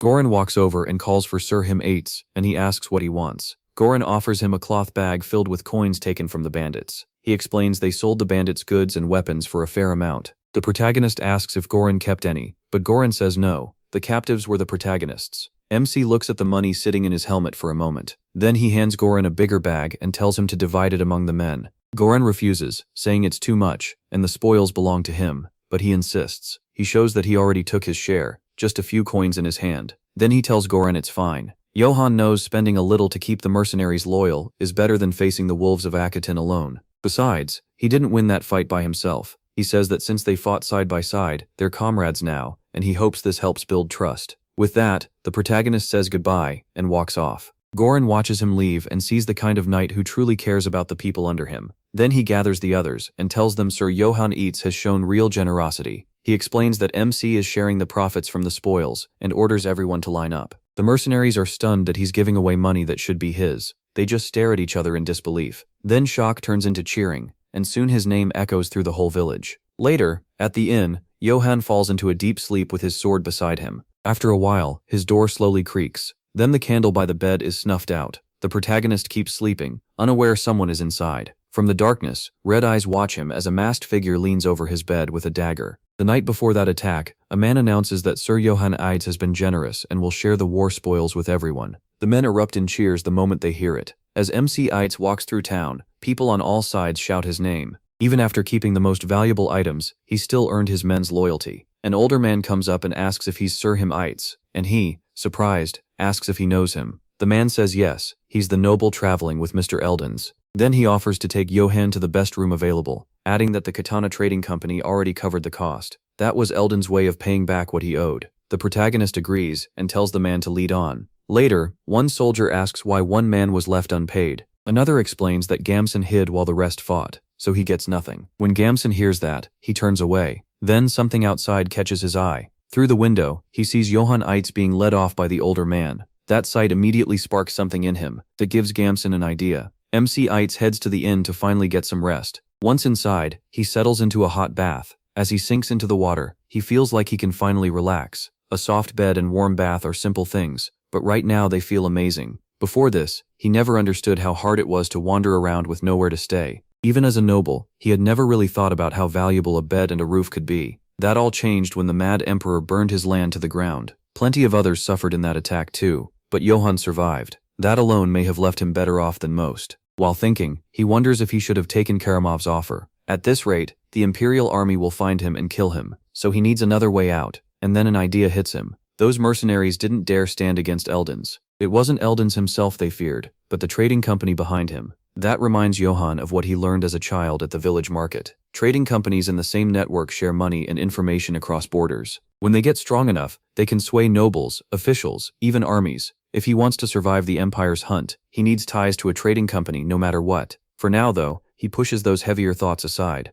He'd rather eat and get some sleep. As the night wears on, Johann falls asleep with his sword in hand. Then his door slowly opens without a sound. An assassin slips in with a dagger. He reaches for his sword, but Johann catches his wrist and asks if they never get tired of this. The sudden grab freezes the attacker in place. The masked man is clearly shaken. The protagonist sits up and demands answers, asking if he's one of Karimov's men. Panicking, the assassin thrashes and screams for him to let go. MC casually hurls him through the door. When he crashes down, something grabs his leg. Terrified, he claws his way down the hall, begging for help. Too late, he realizes the man he targeted is no ordinary human. 5 minutes earlier, the innkeeper had been dozing at the front desk. At the same time, 2 young men quietly crept upstairs. Gamson tells Pra not to worry. The job is in good hands. He's sure Vulin, the strongest guy in the village, is quick enough to get away with the mask and dagger he took. Meanwhile, Pell carries out the other part of the plan and sneaks up to a warhorse. He carefully climbs on and tells it to stay quiet. Pra asks if the noble's sword is really worth that much. Gamson answers by asking if he's ever seen a sword cut a man in half. He says he saw that blade split a soldier clean in two, so it has to be worth a fortune, and without it, that knight is nothing. Then both of them glance down the hall and spot the attacker sprawled on the floor, with Johann Eitz standing in the doorway. As the wounded man keeps screaming, Gamson stares in silence. Prague grabs him in fear and asks what the hell is happening. Gamson doesn't hesitate. Run if you want to live. In that moment, they know something is terribly wrong, and they're all in danger. Just then, the innkeeper shows up and demands to know who they are and what they're doing. Outside, Pell is waiting with the horses. When he sees them coming, he says they finally made it. Gamson snaps at him to shut up and get ready to run, then asks Pra where Vulin is. Shaking, Pra says he's either dead or about to be. Gamson orders them onto the horses, but Pra still worries about Vulin. Pell doesn't want to leave him either, and Gamson warns that the noble may come after them. Then the inn's roof suddenly explodes. Through the wreckage, Johann Eitz jumps straight at them. On the edge of the southern Holy Empire, bodies hang from a tree. Nearby, a soldier drives a wooden stake into the ground. When he's done, he tells the other man the post is set. Together they hang up a warning saying these people and their families were executed for stealing a noble's property. The order is signed by the Holy Empire's emperor, Kardarian Vazelfurk. One soldier wonders what they could have stolen to deserve that. The other says he heard it was a chicken and 3 eggs from Baron Gorzob's land. Even he sounds shocked by it, unable to believe such a tiny crime led to this. Not far away, the tavern is quiet. Eldon sits at a table, eating and drinking tea. A little later, a man comes in and says there's a problem. Gamson and his group were caught trying to steal Sir Johann Eitz's belongings. Eldon shoots up from his chair in disbelief. Then he slowly sits back down, frustrated by the mess, because he had wanted to persuade Sir Johann Eitz to travel with them to Marseille. He immediately orders Gamson captured, and tells the others to act like they had nothing to do with it. The messenger quickly obeys. He can't help noticing how calmly a Katana Company merchant handles a crisis. Once alone again, Eldons tries to settle himself. He's sure he can get through this, just like every other problem before. He doesn't think this will kill him, but he still needs a careful way to deal with Johann. Elsewhere, a village meeting is ending as the chief rises and closes it for the night. Then a man bursts in, yelling that the leader is needed. The troublemakers were caught trying to rob the nobleman. The chief slams his fist on the table and calls them useless idiots. When someone asks what they should do, he gets even angrier. He orders them to gather gifts for the noble, including one of the village slaves. He also says the troublemakers must be executed in front of the nobleman. The boy's parents instantly beg him not to let their children die. Enraged, the chief grabs a stool, screams for silence and smashes it on the floor. He roars at the parents, asking if they don't understand how serious this is, or if they've forgotten the emperor's decree. They have to move before the noble does, he yells, because it's the only way the village survives. That decree says anyone who reaches for a noble's property can have their tongue cut out, and their whole family can be hanged too. In some places, entire families have already been wiped out because of that cruel law. And all this over a chicken and 3 eggs they asked for, instead of unpaid wages, because to him, every noble is the same. Then he asks one of the mothers what she thinks this noble will do to their children. After insulting a noble, he'll surely punish them, maybe even order the whole village beheaded while preaching about honor. One man argues this land belongs to Count Jerpin, so maybe the count could help no matter how important this other noble is. The chief fires back that nobles only care about their petty honor games, not who lives or dies. He slams the table again, and shouts for everyone to wake up. The parents weep while the rest stay quiet. Then the chief asks if they think this feels good for him. He says with bitterness that he hates sacrificing their children, but if the boys die, the village lives, and that's why he's doing it. Later, villagers gather beneath a large tree. 3 young men are tied up on their knees, while a 4th lies collapsed nearby. Watching this, Johann realizes things have gone way too far. They were just village boys who tried to steal his sword. Since the weapon drew this much attention, he decides he'll have to hide it from now on. He even admits part of the blame is his for carrying it openly. He only meant to scare them, then let them go. Johann sits and waits as the crowd gathers. Soon, the village chief comes over and asks if Honorable Sir the protagonist is unharmed. MC flatly answers that no, he is not. He asks if Ruxbeck welcomes guests by putting blades to their throats and stealing their things. At once, the chief throws himself to the ground and begs forgiveness. He takes full blame, saying he failed to keep those idiots under control. Johann warns one of the boys to be more careful next time, and tells them to go. But then the village chief suddenly pulls a dagger, lifting it over one boy's head. He says he'll restore his honor by cutting their heads off. The protagonist quickly raises a hand and orders him to stop, making it clear that's not what he wants. Even so, the chief insists they deserve death for staining Sir Johan's honor. Ignoring the order, he raises the dagger again to kill one of them. The boy's mother covers her face and apologizes to her son, but the blade is stopped before it can fall. MC coldly asks if he didn't hear him say stop. The chief and the villagers all turn toward him. No one says a word. Johan rises and asks if they've all lost their minds enough to kill people over something this small. If they want punishment, he says, make them pay money instead. The crowd just stares. Realizing that sounded too simple, the protagonist clears his throat and repeats himself. How can honor matter more than a human life? He orders them to untie the boys and leave. The dagger slips from the chief's hand and sinks into the ground. Filled with awe, the village chief drops to his knees before Sir Johan's mercy. Praz's parents rush in and hug him, relieved to see him alive. The chief can hardly believe a noble like MC truly exists. That proves Eldons was right. The mercenaries bow to him, thank him, and swear they won't forget this mercy. Gamson apologizes too, admitting he misjudged Johan and got fooled by a fool. As the others are freed, someone mutters that any other knight would have killed them. Then, the mercenary leader walks up to Gamson, and Gamson tells him to untie him already. Gamson grumbles that joining this cursed group of mercenaries was the worst luck of his life. Then the leader suddenly grabs his face, and Gamson nervously asks what he means. In a cold voice, the man tells him to loosen up. It'll hurt less that way. A shadow rises behind Gamson and strikes. Johan hears the sudden move and looks back. Startled, he turns fully toward them. Gamson drops to the ground. He's been executed in front of the other mercenaries. Johan shoots to his feet and demands to know what they think they're doing. The leader answers that, by the Emperor's law, he only punished the man who reached for a noble's property. The protagonist fires back, so his words meant nothing, and they still had to spill blood?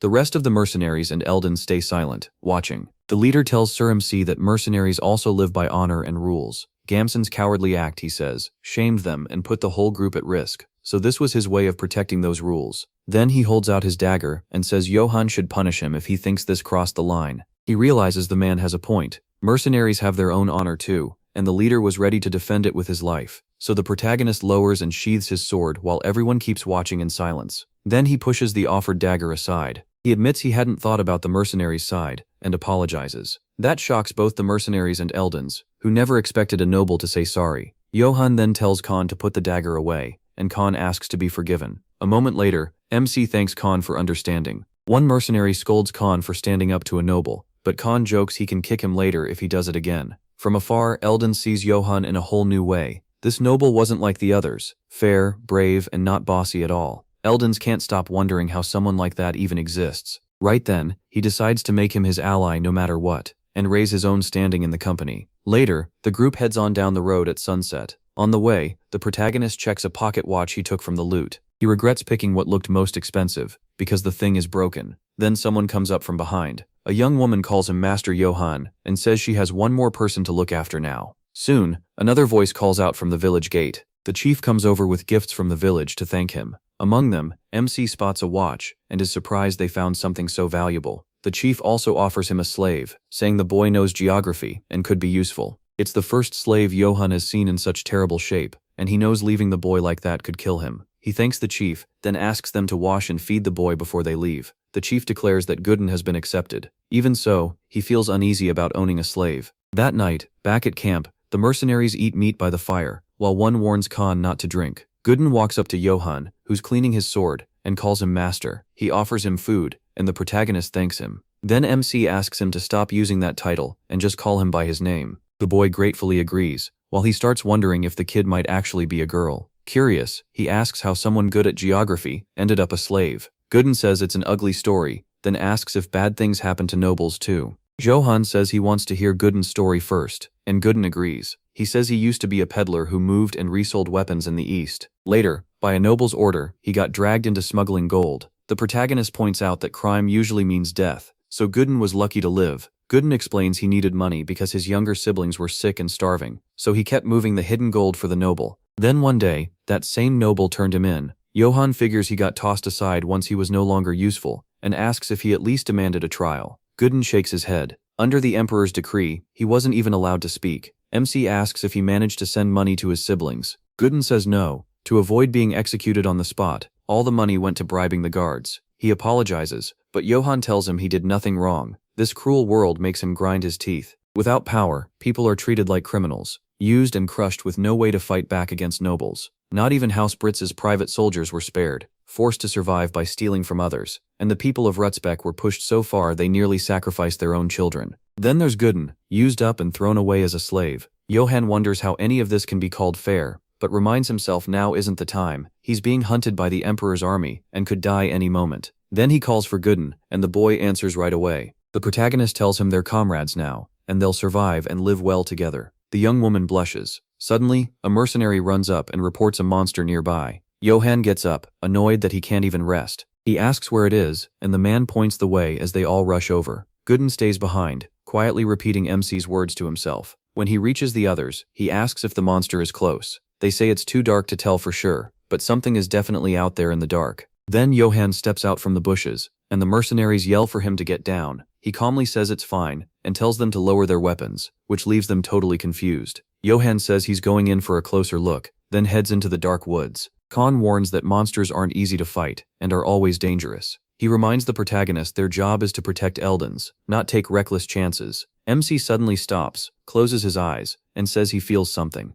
He steps toward a bush and senses a pressure he knows well, one strong enough to freeze a person's heart. In the dark, a pair of eyes appears before him. Johann recognizes it. The Black Wolf of Ill Omen, that same bastard from before. Last time they met, it attacked the wolves of Akitan instead of him. Even with plenty of chances, it never went after him. That's how Johann knows it doesn't mean to hurt him. Calmly, he asks it to come out, and the huge black wolf steps from the shadows. He holds out his hand, asks if it followed him, and thanks it for saving him before, while Khan wonders if he really knows monsters, and another mercenary admits he's never seen anything like this. The wolf slowly comes closer and sniffs the protagonist's face. Then it suddenly clamps its jaws over his head, making one of the mercenaries shout his name in panic. At once, Eldon steps forward and tells the little punk to move. With his head still in the wolf's mouth, Johann tells everyone not to fear the big guy. Keeping hold of it, he says this creature is the Guide of the Dawn. Eldon's lights up and asks if that's really true. MC, confused, repeats the name, not knowing what it means. So Eldon starts explaining that the Eastern Empire has an old song about this beast. In the legend, during the Great War on a moonlit night, a warrior gave the wolf a name, Guide of the Dawn, and the beast bowed before the warrior. Its eyes blazed, and people cheered as it ran at the front of the battlefield. When the war that split the continent finally ended, the warrior brought peace and died a hero. The Black Wolf cried for 3 days and nights, then wandered off to places that still needed order and heroes. That's the legend of the Guide of the Dawn. Johann asks if Eldons is sure, since he knows it as the Black Wolf of Ill Omen. Eldons explains that Guide of the Dawn comes from Eastern Empire folklore, and a lot of the story got twisted by the time it reached the south. He recites a line saying the Guide of the Dawn punishes evil and kneels before a brave hero. Eldon says that line comes from an ancient Eastern text. That's when Johann starts to grasp what this creature really is. Eldons asks if he can pet the wolf just once, and he says yes. But the second Eldons gets close, the wolf growls hard at him, so Eldons quickly decides maybe that's a bad idea. The protagonist pets the wolf, and it soon settles down. As Eldons wonders if it's only gentle with Johann, a thought suddenly hits him. He remembers a part of the old folklore. If you name the divine beast that follows you, it becomes your vassal. For a second he wonders if this southerner might be that legendary hero, pushes the idea away, then starts thinking it again. Eldons asks MC if he's named the Guide of the Dawn yet. Johann says he hasn't had the chance. Eldons urges him to do it right now. If the legend is real, something amazing might happen. He starts thinking, and Eldons throws out the name Karantz. At the same time, one mercenary remembers the last time he saw something like this, when he buried that bastard from Cardirian. Pointing at the beast, the protagonist decides its name will be Karantz. Eldons reacts at once, shocked he picked that name. The wolf's eyes flare brightly. A sudden force wraps around Johann and Eldons. The beast lets out a howl, and a huge power changes its form. When it ends, the Guide of the Dawn stands before them, now called Karamph. The changed wolf turns to face its new master. Johann calmly pets Karamph and says he'll be counting on him. Then he looks at Eldons, admits this really is amazing, and asks what he's doing. The mercenaries stare as Eldons drops to the ground before MC and Karamph. Shaken with emotion, Eldons says it happened exactly like the old stories, and this is the first time he's seen a legend with his own eyes. He says he respected him from the moment they met him, because he saved them from the bandits, spared his enemies, and was chosen by the divine beast. Right there in front of everyone, Eldons names him the hero of hard times. The mercenaries and Goran react at once to that claim. Soon the crowd is whispering, asking if Johann really is the hero of hard times. Clearly uneasy, the protagonist turns to Eldons and apologizes. He says he's not some great hero, just a drifter from a small, unimportant house trying to survive. He also admits people are hunting him because he beat Karamps to death. Johan apologizes again for letting him down, but Eldon says he isn't disappointed at all. Instead, he asks to repay MC by introducing him to the Macian Trading Company. That catches his attention. Remembering Eldon's was headed to Marcel, he asks what kind of place it is. He's never heard of it, so Eldon's explains. Marcel is a famous free trade city, and one of the few places the Emperor can't control. That instantly grabs Johan's interest. He accepts, saying he can't turn down that kind of kindness, and Eldon's happily thanks him. To himself, the protagonist thinks that if the Emperor can't touch him there, maybe he can start over as a merchant. While Eldon's cheerfully sings, MC just hopes no one spreads that hero rumor. Even so, he can't help thinking about the title, Hero of Hard Times, and how nice it would be if he really were someone like that. But deep down, he knows the truth. In his past life and this one, he's just a wanderer fighting to stay alive. The memory of a powerful figure comes back, declaring that from then on he would know only suffering. Johan clenches his fist and admits life before his death wasn't easy either. But now, things are different. This time, he'll keep moving forward, step by his own choice. With that, the group heads for Marcel, the city of rich merchants. Goran says he never thought he'd make it back here. As they pass through the market, Johan suggests picking up some supplies. Then Karam suddenly runs ahead, making him call after him. A vendor leans over, calls him a cute little thing, and offers him a treat. Watching that, the protagonist realizes everyone here sees Karamps as nothing more than a cute little dog. The day before entering Marcel, the group had stopped in the forest. That was when Johan called Karamps over by name, and explained that a giant monster would cause chaos in the city, so he needed to stay outside. In response, Karam's body suddenly began to change. Johan watches as the beast shrinks into a much smaller form. Stunned, he asks if Karamps really got smaller, and if divine beasts can do that too. Before anyone can say much, Goran rushes over, hugs the tiny Karamps and gushes about how cute he is. Seeing that, MC decides there probably won't be any trouble if Karamps stays this size. Back in the present, people gather around, talking about the strange puppy and guessing it's some foreign pet. Embarrassed, Goran apologizes for the little one's bad manners, but Johan says they need to keep moving, since they're still being chased. A moment later, Goran calls out to him and offers to handle all their gear if they buy a large bag, reminding him that he used to sell equipment. Then he shows he has only 4 silver coins left, and asks if that's enough to get what they need. After that, Goran takes just 1 silver coin and boldly says he can buy everything with only that. Johan tells him not to get ahead of himself, and asks what he could possibly do with so little money. Sometime later, Goran and the protagonist are fully geared up, and MC can barely believe it all cost only 1 coin. They got him a tactical bag, and Goran a supply pack to carry their things more easily. Thanks to his smooth talking, Goran even sold a wrecked helmet for a high price, and somehow got a mace for free. After buying vinegar, oil, and other supplies for maintenance, they still had money left. Somehow, they ended up richer than before. Seeing that, Johan thinks if a broken helmet sold for that much, then the gear he buried for Karampihan must be worth far more. He decides that if he comes back later, he should dig it up and sell it. Looking over the results, the protagonist says Goran seems really happy doing this kind of work again, and asks if he really was a merchant. As he sorts through the new pack, the young man admits he missed this life. He remembers the days after becoming a slave, living in despair and fearing death every day. But after meeting Johan, he feels like he got his old life as a merchant back. Goran thanks him from the heart, and says that even if he had never been a slave, he still would have chosen to travel with him. MC says that means a lot, and that he'll be counting on him from now on. Goran answers right away, with an excited okay. After that, the two decide to look around Marcel. After reaching the city, Johan, who had known almost nothing but hardship, finally gets to feel a kind of happiness he'd never had before. The meat he used to eat was so tough it felt like leather, but in Marcel it melts in his mouth. He used to struggle just to bathe, and his whole body would itch from the dirt. Here, he can wash in warm water whenever he wants. During his travels, he never had a real place to sleep, and hard, cold rocks left his body aching. Now in Marcel, he sleeps under warm, soft blankets. After all that, Johan decides life here is good, and he wants to stay in the city. He dreamed of a happy life in Marcel, but fate had other plans.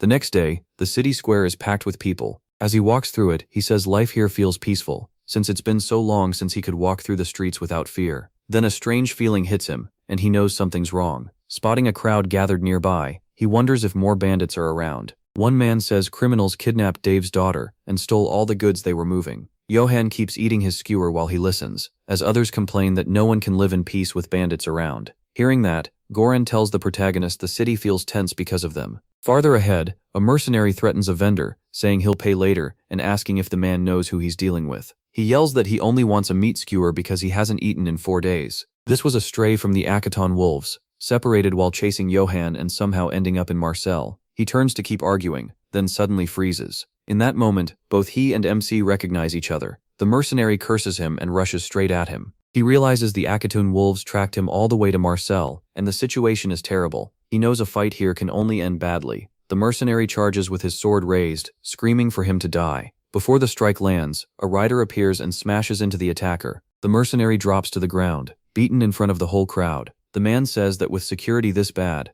all kinds of people have been showing up. Then he asks Johan, calling him a wanderer, if he's hurt. The protagonist says he's fine and thanks him for stepping in. The man smiles and tells him to be careful. Soon after, he rides off down the street. At the same time, a large force of mercenaries starts gathering in the square. They form up across the whole plaza. Kygel, captain of the Oakwood mercenaries, tells the people not to worry. He boldly says his 500 mercenaries will wipe out the bandits and make Marcel safe again. Goran is shocked to see them in person, and Johan asks if they're famous. Goran explains that the Oakwood mercenaries are one of the Empire's top groups. Hearing that, he realizes they were probably hired to hunt down the bandits in the area. MC says nothing, and just keeps watching everything around him. Quietly, he studies the scene. Inwardly, Johan realizes that if Kygel hadn't stepped in, his identity might have been exposed. If that happened, he couldn't stay in Marcel while the Empire chased him. The old words come back to him again, that from then on he would know only suffering. He takes a deep breath and steadies himself, reminding himself he's still a fugitive. To survive, he needs strong ties with a major trading company, because even the Emperor can't freely meddle with them. Luckily, Eldens thinks highly of him, which gave him a chance to meet the Mashalites trading company. Still, he worries about what happens if his identity comes out before that. If the company learns the Empire is after him too soon, they won't protect him. If he's exposed before building a solid bond with Katana, he's as good as dead. With his goal set, Johan Eitz clenches his fist, determined to reach the Katana Trading Company and secure protection from the Empire. Until he earns their trust, his real identity must stay hidden. Just then, a woman's voice calls out to him Eitz, asking if it's really him. The beast woman introduces herself as Balberga, an exclusive employee of the Katana Trading Company. She says Eldens told her about what he did, and she'd like to build close ties with him and his house. Then Balberga invites him to come with her to the Katana Trading Company, if he has time. Not long after, they arrive at the Marcel branch of the Katana Trading Company. Outside, Goran tries to grab Karamp's paw, but the little beast just bites his hand. Now alone, Johan Eitz waits in a luxurious room. He's finally reached the company, hoping this place can change his life. Then a woman walks up behind him, asks if he's Mr. the protagonist Eitz, and says Eldens already told her about him. Johan turns and sees the woman rise to greet him. She introduces herself as Aion, manager of the Marcel branch of the Katana Trading Company. MC Eitz greets her back and says he comes from the House of Yeitz. Aion says she's glad to meet him too. Then she invites him to talk over tea, and he agrees. A hot drink from the Mediterranean is placed in front of him, and she hopes he'll enjoy it. Johan thanks her, though he quickly realizes it's actually coffee. Curious, he asks if it's made from roasted fruit seeds, and Eon praises him for noticing. After that, she says they should get to the point. Eon tells him they already know why he came. That startles Johan so badly, he spills his drink, and his mind jumps to the worst, that they found out the Emperor is after him. Seeing his reaction, Eon quickly explains what she meant. She says the real reason is simple. The protagonist Eitz has ambition. MC is confused and doesn't get what she's talking about. Ion reveals Eldens told her how he protected innocent people and even spared his enemies. So when he came to Marcel, a city overrun by bandits, she believed he wanted to save it himself. Johan admits she read him right. Ion says ambition isn't a flaw. To her, it's a virtue, and the company likes backing people it sees as worthy. He realizes this is a real chance to make a deal. If he wants, Ion can introduce him to the governor of Marseille. Johan understands that's basically the city's mayor, and with that connection he could win support from both the company and the city. He knows he has to accept. If that happens, even the Emperor may not be able to touch him. Thanking her, the protagonist asks what the company's sponsorship actually includes. Ion says their support gives him access to all their services, restaurants, inns, and entertainment. Then she lifts a finger and says there is one condition. He must agree to fight under the company's banner. Whenever they need him, Ion expects him to fight for them. Johan asks if she means dealing with the bandits, but she says no. The Oakwood mercenaries already left for that job.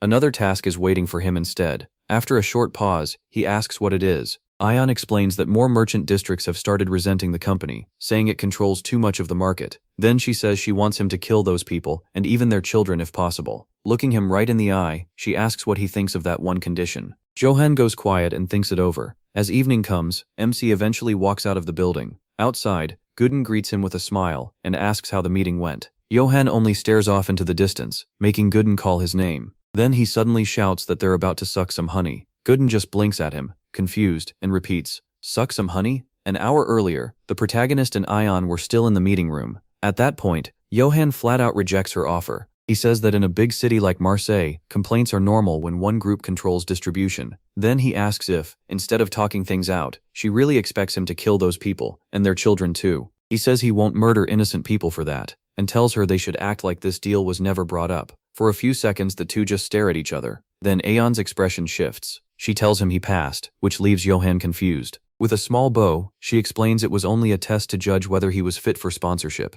making him ask if the Monopoly story was fake too. Ion says the company never monopolized distribution at all. In fact, most merchants think highly of them. She adds that she still wants the agreement to stand, but that doesn't mean he has to rush into battle. The Oakwood mercenaries are already handling the bandits, so for now he can rest and enjoy the company's support. Then she holds out her hand and invites him to join them. Johan gladly accepts. They shake on it, and MC says he hopes this partnership helps them both. Back outside, Gooden asks what "suck some honey" even means. He explains it's his way of saying they're about to spend a lot on something pricey, with the Katana Trading Company's money. A moment later, Gooden asks if the talks went well, and Johan says he finally got the sponsorship. Gooden congratulates him, and the protagonist thanks him. To himself, MC thinks things are going great. He got backing as soon as he reached Marseille. The bandits are still a problem, but once the mercenaries wipe them out, he figures the city will be calm again. For the first time, the peaceful life he wanted feels close, so he decides it's finally time to enjoy it. Then, as they head down the street, a scream suddenly cuts through the air. People crowd around several bodies lying in the street. Johan wonders what happened and why corpses are being left out in public. While Gooden calls to him,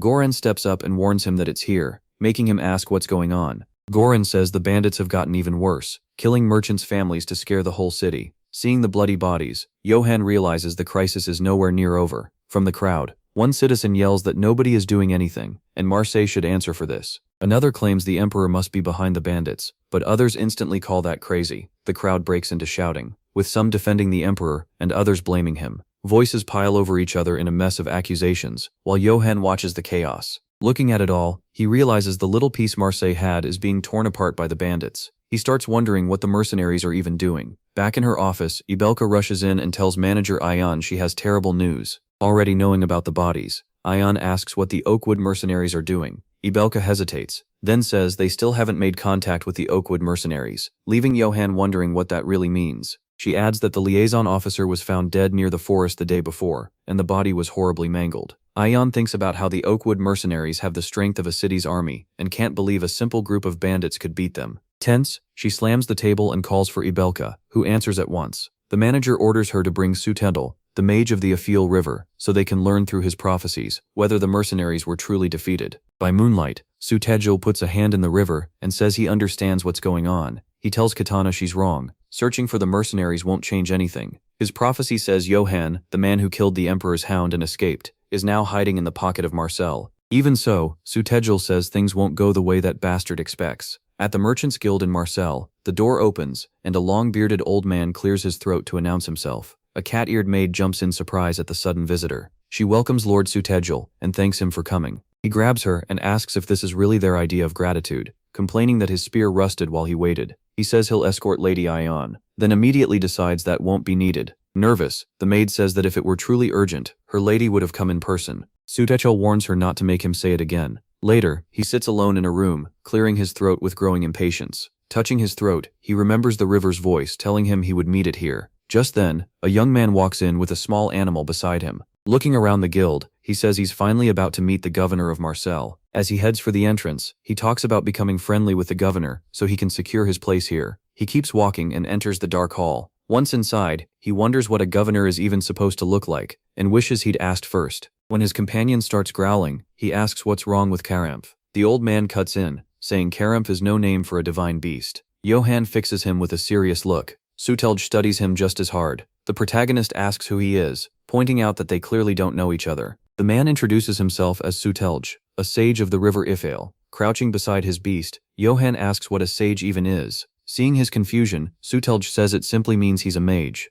That makes MC light up. Real magic exists in this world. He clenches his fists, thrilled to meet a mage on his very first day. Grabbing Sutendel, he blurts out how happy he is because he's always wanted to meet one. A little uncomfortable, Sutendel answers shortly, then tries to move on. He remarks that Johan is pretty lucky for someone the emperor is hunting. Then he explains that the river's magic lets him see the past and the future. Alarmed, he asks if Sutelage plans to hand him over to the Emperor. Sutelage just asks why he would do that. Johan stares at him, shocked by the answer. Turning away, Sutelgal says he seeks the river's secrets and the mysteries of nature, not politics. Only the voice of the river matters to him. And if he really wanted to betray the protagonist, he says, he would have done it quietly already. Hearing that, MC relaxes and gives a small smile. He clasps his hands and asks if Lord Sutelgal can teach him magic. His eyes shine with excitement as he leans closer. Most knights would probably call mages weak scholars, so Sutelgal wonders why this one is so fired up. Johan moves in and asks how magic works and whether a normal person can use it. To him, this is his big chance to become a magic swordsman and stay alive. Sutelg agrees, saying fate brought them together, so teaching him is fine, but only if he can beat him in one round of a game. Instead of chess, Johan asks if they can make it arm wrestling. Already picturing the win, he imagines snapping the old mage's wrist in the process. The mage laughed and said arm wrestling would prove nothing. He said chess was fine, but there was an even greater game, the game of the gods. Then he set a board on the table for their challenge. Next, he placed 2 bowls of stones beside the board. The choice caught the young man off guard. He quickly realized they were going to play Go. Pointing to the sofa, the mage invited him to sit down. He asked if the game looked hard, then said he'd take it easy on him. The lad figured luck was with him again. He remembered winning a Go tournament back in the army. Taking up a stone, he got ready to face the mage, and swore he'd win no matter what. The mage told him to begin. He wanted the match to stay calm and friendly. Grinning, the lad wished his opponent a good game. He lifted his stone, ready to win and earn magic as the prize. 50 minutes later, they were still playing in total silence. As he studied the board, the youth grew tense, and the mage let out a heavy sigh. Sweat on his face, he called out to talk over the game. He begged to take moves back, but the youth refused. He'd already allowed that 5 times. Slamming the table, the mage cried out that losing at the game of the gods was ridiculous. He demanded to know if this was really the lad's first time, saying even the Sultan had never beaten him. The youth played humble and said it was only because the mage had taught him so well. Without looking away, he got ready for the next clash. The mage asked for one more round and promised a useful gift if he lost again. Smiling, the lad agreed, and wondered if the reward might be a magic item. Then he asked how many handicap stones the mage wanted this time. A little embarrassed, the mage said 3 would be enough. With a stone in hand, the youth said they could finally start. Once the game began, the mage asked why someone noble like him cared so much about magic. The lad explained that since the emperor was hunting him, any new skill could help. Resting a hand on the board, the mage warned that his knowledge wasn't made for battle. The lad was surprised, and asked if magic couldn't be used in a fight, so the mage pressed him on what he was planning. He said he'd answer because he'd heard of people using magic to fight. The mage's face hardened, and he warned him not to treat this like a joke. He explained that mages are people who uncover the mysteries of nature. Some find that mystery in the wind, others in fire, or sulfur. Then he mentioned some fool who found one in the Black Forest. After that, he revealed those mysteries were actually spirits, and mages borrow their power. But spirits are fickle, he said, and using their power can cost a lot. So he warned the lad to be careful not to offend a spirit's will. Hearing all that, the youth sadly gave up on his dream of becoming a magic swordsman. Outside, 2 women rushed over and asked if Lord Sudalgar was inside. When they arrived, one complained she hadn't been told, while the other explained why they had come. Spotting the mage, the newcomer called out to him with a smile. Then she noticed he was playing against someone new, and stared in shock at the scene. At the table, the mage begged to redo another move, but the lad shut him down again. She couldn't believe Lord Sudalgar was the one getting cornered in the game of the gods. The youth just smiled and told the mage to accept how things were. Cutting in, she walked up and said she'd finally found Lord Sudalgar. Then she asked why he hadn't called for her, and whether he was really having fun with Johanites. With an awkward laugh, he claimed they were only trading a few moves. Then he declared the game over, cleared the board and ended it on the spot. Holding one last stone, the lad looked at the empty board in front of him. After clearing his throat, the mage set 2 flasks on the table and told him to take them. The lad looked them over and asked Lord Sudalgar what they were. Keeping his promise, the mage said they were the water of wrath and the water of blessing. The scene shifts to a mercenary outpost. A mercenary stares into the dark, terrified. Their leader yells, demanding to know what the hell happened here. From the forest, a pair of red eyes watches them. Then a hooded figure steps out of the shadows. Behind it, an even bigger creature waits among the trees, its red eyes glowing. One of the mercenaries realizes this isn't the work of ordinary bandits. He stares at the creature, his face filling with horror, as screams ring through the forest. Back at the guild, the calm mood feels completely different. Holding the vials, he asks if these are really the waters of wrath and blessing. The mage explains that the river holds the secrets of life. He says he'd failed again and again until Johann's strange arrival. Then he explains the effects. The red vial heals, while the green one melts. Pleased with the gift, the protagonist thanks him for the unexpected magic items. He asks if the manager summoned him because of a prophecy about bandits. She explains that she sent mercenaries out, but no word has come back. The mage reveals the truth. The group was wiped out 3 days ago. That news leaves the room silent for a moment, before the mage recites a prophecy about the oak's will being crushed. He finishes by saying the mercenary group was likely destroyed. She warns that this calls for a meeting, and Yahello needs to move. MC answers with a serious look, saying he knows what must be done. In the council room, everyone waits for the meeting to begin. Soon, members start filing in for the emergency session. One shadowy man enters with a wide grin. At last, another man walks in and apologizes for being a little late. Baron Einbeck is named, and he opens the meeting for the sake of Marcel. As he speaks, his odd mustache moves so much it's hard to miss. Yahello quietly comments on the mustache, greeting everyone. He formally addresses the council. With a smile, Villico introduces himself as the governor, and says it's a pleasure. Yahello decides he has to make a strong first impression if he wants a place here. Looking over Marcel's gathered families, the governor thanks them for coming. Before starting, he says he wants to introduce a certain noble to the council. Then he reveals the guest is from the Yates family, and backed by the merchant group. Yates gives a nervous smile and introduces himself, saying it's an honor to meet them. The council answers with polite, restrained applause. He takes his seat and waits for the real talk to begin. Then the Baron asks the governor how mercenaries could lose to bandits. He adds that asking the Empire for help would have solved the problem easily. The anti-imperial side erupts, shouting that the Emperor caused this mess. The pro-imperial members snap back, telling them to be quiet, and calling that claim blasphemy. Yahello watches the argument with a smile, not really following their political fight. Still, he knows his real identity can never be exposed. The governor stays calm and simply watches the shouting without a word. Then he rises and calls for silence, so the meeting can continue. With that order, the whole room goes quiet. From his seat, Yahello carefully watches the governor's bearing. The guild manager stands, clears her throat, and addresses the council. She says the governor understands their worries, and already has a new plan. That plan is to raise a second force and strike the bandits again. The council reacts in surprise to the news of another attack force. The Baron calls it a wise choice, saying the Emperor values peace. He adds that the Emperor's army can be sent at any time. Just imagining that, Yahello panics at the thought of being caught and executed by the army. With worry on his face, he hopes the governor turns the offer down. With a smile, the governor thanks the Baron but refuses. He explains that the Emperor is busy, and says he doesn't want to trouble him. Then he announces that Marcel will form a new mercenary unit, and Yahello will be part of it. The Baron accepts it, and says the Emperor will surely see the governor's loyalty. Relieved, the protagonist realizes he narrowly escaped disaster. He also notices how close the governor seems to the clearly pro-imperial Baron. That makes him remember hearing Marcel was supposed to be beyond the Empire's reach. As the meeting ends, she announces a small reception for the guests. While the others leave, the Baron stays in his seat with his eyes closed. The governor stands and asks Yahello to stay behind for a private talk. With a smile, the governor calls him over, and he agrees. Nervous, MC decides to stay vague and run if Villico turns out to be too pro-imperial. Cursing his luck, he wonders if he'll end up wandering again. The governor calls for Yahello and leads him to his private office. As they leave, the Baron adjusts his mustache and watches with suspicion. Inside the office, the governor tells him to make himself comfortable. Once seated, he asks which family the young man said he came from. With a smile, the protagonist replies that he is the protagonist Yates of the Yates family. He keeps smiling as he waits for the governor's response. The governor looks surprised and asks if he's really from the famous Yates family. He says they're known for a special drink from the north, then pulls out a bottle and says he just happens to have some. After that, he sets 2 glasses on the table between them. Offering a drink, he says Yahello must miss home. Then he fills his guest's glass, and MC thanks him. Smiling, the governor watches him take the drink. The protagonist smiles back and says the taste really does remind him of home. The governor laughs and says he's glad to hear that. Then he shifts topics and asks whether the rest of the Yates family is doing well. He brings up the Emperor's cold wind that swept through the north. Yahello stays silent while the governor keeps speaking about the past. He says many families were purged, and some survivors became bandits. Finally, he says one of those people was a member of them. Those families is wanted for treason. His face turns serious as he says that family was the Yates.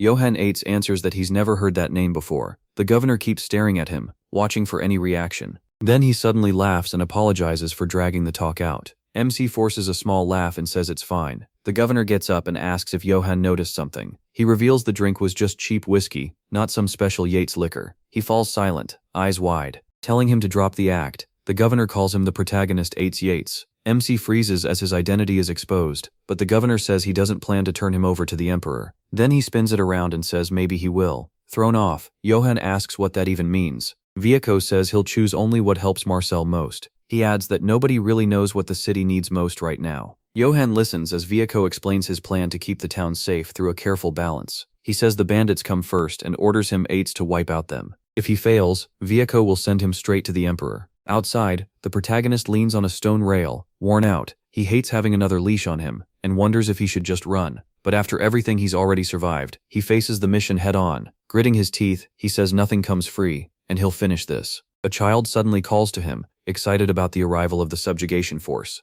Looking up, Johan wonders if this is the army Vieko put together. From afar, they look over the second anti-bandit force. It includes mercenaries, plus knight orders from Aina and Galanto monasteries. Johan asks if they're well known, and she's quick to say they're legendary. She explains that the Galanto knights are famous for alchemy. The Aina monastery, she says, is made up of female knights known for incredible strength. As for the mercenaries, they're loyal dwarves, great at sieges, and easy to work with. She also points out Count Bartok and his elves among the knights. Lowering her voice, she says the elves are famous, but also pretty rude. She apologizes, but Johan says it's fine, and goes to meet the others. Their flag flies overhead, marking the group's place. Captain Kumal of the mercenaries calls out cheerfully to Lady Aeon. After thanking them for coming, she introduces MC as the knight who'll fight with them. He tells her not to worry, and says he can't be too casual with the captain. The captain likes that answer, and says no one will question Johan's authority. He smiles, thanks him, and says he'll keep that advice in mind. Then he asks how the Holy Knights plan to move in battle. One knight answers that they'll advance with Captain Kumal's troops. The two leaders, Valian and Aganti, formally introduce themselves. With a hand to his chest, the captain thanks the knights for their consideration. Watching them, Johan notes how sharp and reasonable the dwarves are. He asks the manager why she brought together so many troops.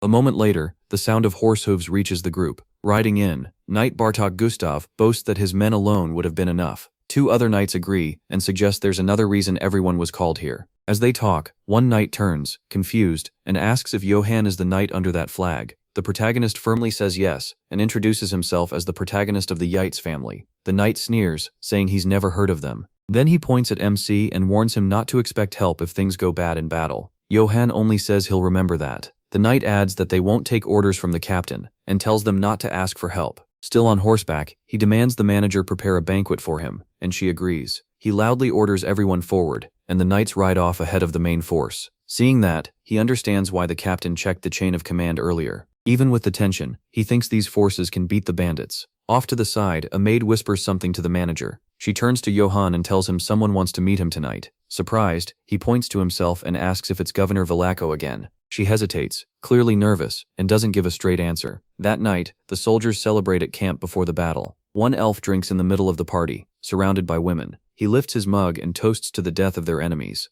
Away from the noise, an old man grumbles about how annoying the knights are. Walking alone, Johan reminds himself that refusing a drink can be taken as an insult. To many people, it means a lack of trust in your allies, something the old man agreed with. At a door, he knocks and hears a voice tell him to come in. When he opens the door, he steps into a dark, quiet room. Johan asks who wanted to see him, and the person tells him to sit down. Spotting more alcohol, he wonders how nobles survive drinking every day. With a headache already coming on, he thinks at least this isn't the cheap stuff from before. As the man pours 2 glasses, he asks if the protagonist fights only for money. Johan gives a crooked smile and asks who he is and why he's being rude. The man ignores that and just shifts in his chair. Instead, he introduces himself as Baron Einbeck, a loyal servant of the Emperor. That makes MC stare at him in surprise and distrust. The Baron says Marcel acts against the Empire, while pretending to stay neutral. He asks if he understands why they're meeting, but he says no. Caught off guard, the Baron grabs his mustache. Johan excuses himself by saying he's not good with complicated things. The Baron laughs, says he expected that, and decides to give some advice. Pouring again, he says merchants need both profit and power. Lifting his glass, he calls the protagonist the Power, the one in the group who knows how to fight. Johan asks why he thinks that when he's supposedly from the Yates family. The Baron says he looked into it and found no sign that family ever existed. Startled,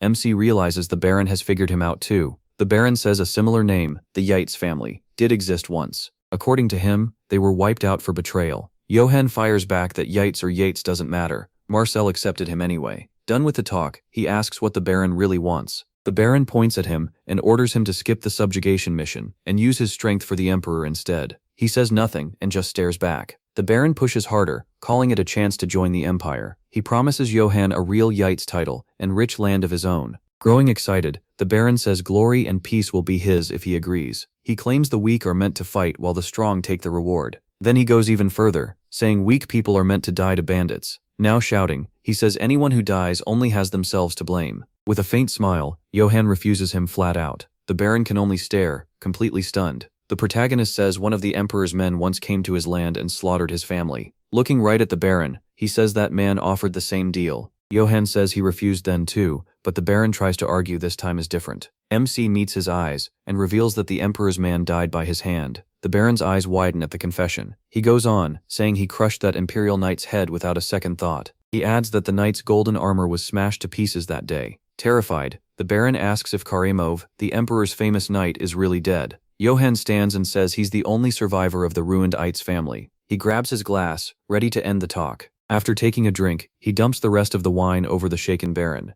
Then he crushes the metal goblet in one hand, showing his raw strength. Using the crumpled cup, he slams the table with all his force. The ruined table and goblet leave the Baron shrinking back in fear. Turning away, Johann warns that he'll deal with the bandits on his own terms, not anyone else's. He gives one last warning. If the Baron tells anyone, he'll be next. With that threat hanging in the room, the protagonist walks out and slams the door behind him. Alone again, he wonders if the Baron really thought he could get away with this. As Johann walks down the hall, he suddenly stops when something feels wrong in his body. His eyes widen as he realizes something is very wrong. His heart feels like it's on fire, and he can't get enough air. He struggles to breathe as blood runs from his nose, and he clutches his chest in pain. More blood pours out, and his condition gets worse by the second. Then he remembers the wine and realizes the Baron poisoned him. He crashes to the floor, curses the Baron, and blacks out. As he lies there, Johann realizes he lost in the last way he expected. Meanwhile, the Baron watches with a satisfied look, calmly fixing his mustache. The result clearly pleases him. His betrayal worked perfectly. A wide, chilling smile spreads across his face as he savors the win. Back at camp, the soldiers keep celebrating through the night. A young female mercenary gets crowded by women teasing her for being so thin. They urge her to join them and keep playfully pressuring her. Blushing, she breaks away and runs off. One woman watches her go and complains that she missed the chance to dress her up. Running down the hallway, the girl calls for Johann Eitz and says the place feels creepy. In tears, she says Sutele is in trouble, and they need to hurry back. She suddenly stops when she spots a hand on the floor ahead. Her eyes go wide, and she freezes at the sight of the body. The shock leaves her unable to move. Dropping to her knees, she screams Johann's name when she finds him passed out. She touches his face and panics, asking what happened after seeing all the blood. In a panic, she cries for help, yelling that MC Eitz will die at this rate. Holding him tightly in her arms, she pleads with him to stay alive and keep fighting. Then a red liquid is poured out, a healing potion. They place Johann Eitz in a barrel filled with the red potion to save him. After recovering, he pulls in a deep breath while the young girl watches in worry. Confused, she says his name, still not sure what just happened. She explains that Sutej made him drink the potion.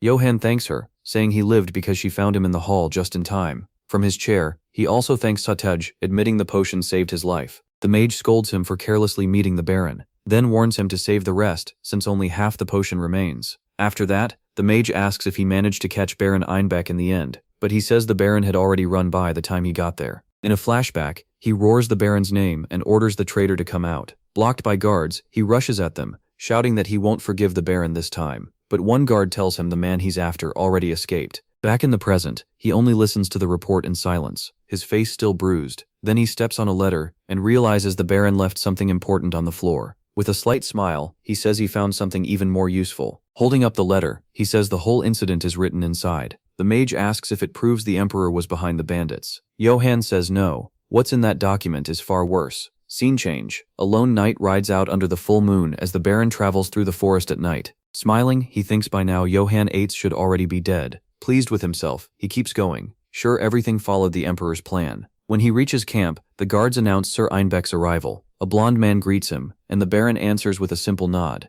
After getting off his horse, he gets ready to address the men waiting for him. Standing before the army, he prepares a speech to fire them up. He shouts that they are not mere bandits. According to him, they are the Empire's finest mercenaries, loyal to gold. He goes on, saying their loyalty to the Emperor will bring them glory. Finally, he yells that he's been rotting Marseille from within for a long time. He declares the city will die in chaos without even knowing its real enemy. Before his troops, he moves on to the next step of the plan. Satisfied, he turns to carry out the knight's orders. Looking up, he announces that the Emperor also sent an Imperial mage. The men are surprised and wonder if it's the famous Kegel of the Crimson Flame. A dark figure steps out of the shadows through a strange mist. As she approaches, she says she's insulted to be mistaken for an ordinary mage. Showing her face, she says she is an Imperial mage, favored by the Emperor himself. Introducing herself, the Imperial Mage says her name is Janina. The men nervously wonder if she's some kind of snake beast woman, and whether she can be trusted. Janina says it makes sense they haven't heard of her, since she doesn't use elemental magic. Instead, she explains that her real skill is controlling living weapons.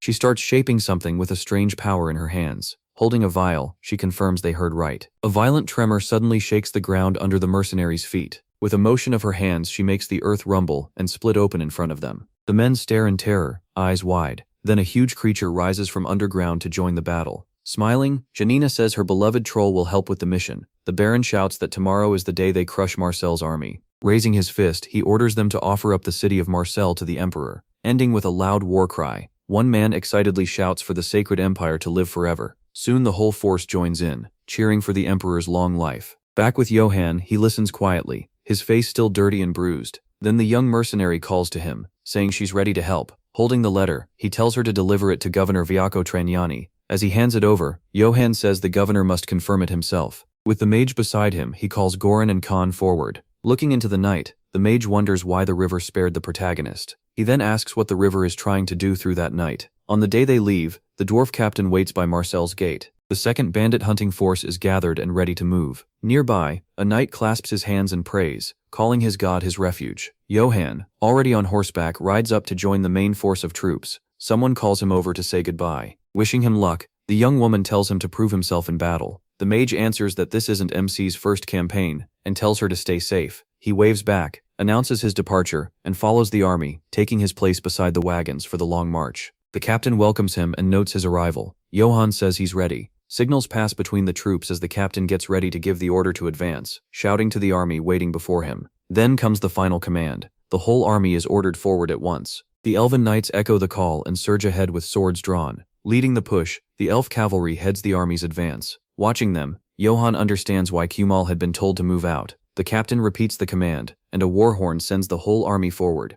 From his balcony, the governor watches the troops depart with the manager beside him. Smiling, she says the extermination force has finally left. The governor hears her out without turning around. Holding up a letter, he asks whether she read what was inside. She says yes, adding that it was found in the Baron's room the night before. As he paces, he comments on how convenient that timing and place are. A guard nearby questions whether the letter is real. She cuts in, insisting the seal is clearly from Baron Einbeck's house. After seeing the seal, he realizes the Baron seems to be the one behind it all. She adds that they tried to question the Baron, but he had already fled the city. Even so, the governor says he still can't fully trust the young knight, and worries about the guild. She argues that the guild only backs people with real worth. He smiles as if he understands, but warns the manager that if the knight upsets the city's balance, the guild will share the blame. Watching him, she wonders if the governor supports the emperor's side. With his back still turned, his true loyalty remains unclear. At the imperial camp, a man asks whether Baron Einbeck has arrived. Another man smiles and says a messenger already confirmed it. The Baron boasts that Marcel will walk right into their trap and fall into the emperor's hands. One man laughs and says now all they have to do is wait for news of victory. Another jokes that they should start by patrolling the brothels. Janina turns and asks why the Baron suddenly looks pale. He waves it off, saying it's nothing important, but his eyes show real worry he tries to hide. Then he asks Janina whether there is any news about Sir Karamov. Carefully, he hints that maybe something happened to the knight. Janina just stares at him, clearly confused by the question. Another man laughs, calling it a stupid joke to even suggest Karamov was harmed. Janina explains that he's the strongest swordsman, a one-man army. To her, it's impossible that someone like him could be in trouble. The Baron realizes he had been tricked, and that poisoning Johann was the right move. Then he hears someone approaching from outside. When Eitz arrives, he sees Gustav's unit has already cleaned up the area with ease. An elven knight looks over the fallen enemies on the battlefield. As Johann approaches, the elf mocks them for only just getting there. The captain snaps back, saying he may be a slow dwarf, but unlike them, the protagonist Eitz is a noble. He warns the elf to show respect or lose those pointed ears. Seeing the tension, MC realizes elves and dwarves truly don't get along. He cuts in and asks Captain Kumal to stop, and the captain backs off. Johann Eitz then asks an elf knight if there was a fight, and where the others went. The knight says Gustav and the elves crushed the enemy and cleared the area. He adds that they're now chasing the remaining bandits into the forest. The knights continue their pursuit into the dark woods after the fleeing enemies. The elf then states that all prisoners and loot belong to the elves, but the captain says they can have it since his men were already paid well. Watching all this, Johann Eitz feels that something is seriously wrong. These same bandits wiped out more than 500 mercenaries, yet they were beaten too easily here. He studies the signs left on the battlefield. Then he looks toward the forest and realizes it's the perfect place for an ambush. The captain asks the elf if he scouted the woods, and the elf says no. At once, Johann understands the bandits pulled back on purpose. Looking over the field, he sees the whole thing is a trap. The captain orders the horn to keep blowing so the elves can't make excuses. He rides up fast and tells Captain Kumal to wait before moving in. He urgently calls for the army to switch to a defensive formation. Kumal says, treating an empty forest like this sounds like a huge overreaction from Johann. The protagonist Eitz explains that if enemies are hiding there, the ground puts them at a terrible disadvantage. He insists these bandits can't be treated like ordinary thieves. Then he shouts that they must confirm the danger before pushing ahead. The captain grumbles that the idea sounds ridiculous, and that Johann has gone completely mad. He adds that if they fire at nothing, the elves will never let them live it down. MC Eitz answers that he'd give up his honor again and again if it meant saving lives. Annoyed by that answer, the captain only grumbles and stares into the night. Back on horseback, Johann hears the captain finally agree to his plan. He smiles, realizing he actually convinced him. The captain then shouts for the whole army to form a defensive line. The troops take position, raising shields and preparing for battle. A huge metal shield is planted into the ground to strengthen the line. Archers ready their bows as orders go out to aim at the forest. The dwarves with cannons also move into place, taking aim at the woods ahead. The captain gave the order, and the attack on the suspicious forest began. Shots and arrows slammed into the trees, blasting through the brush. One hidden enemy barely shielded himself with his armor, proving Johann was right about the ambush. An elven knight asked what was going on.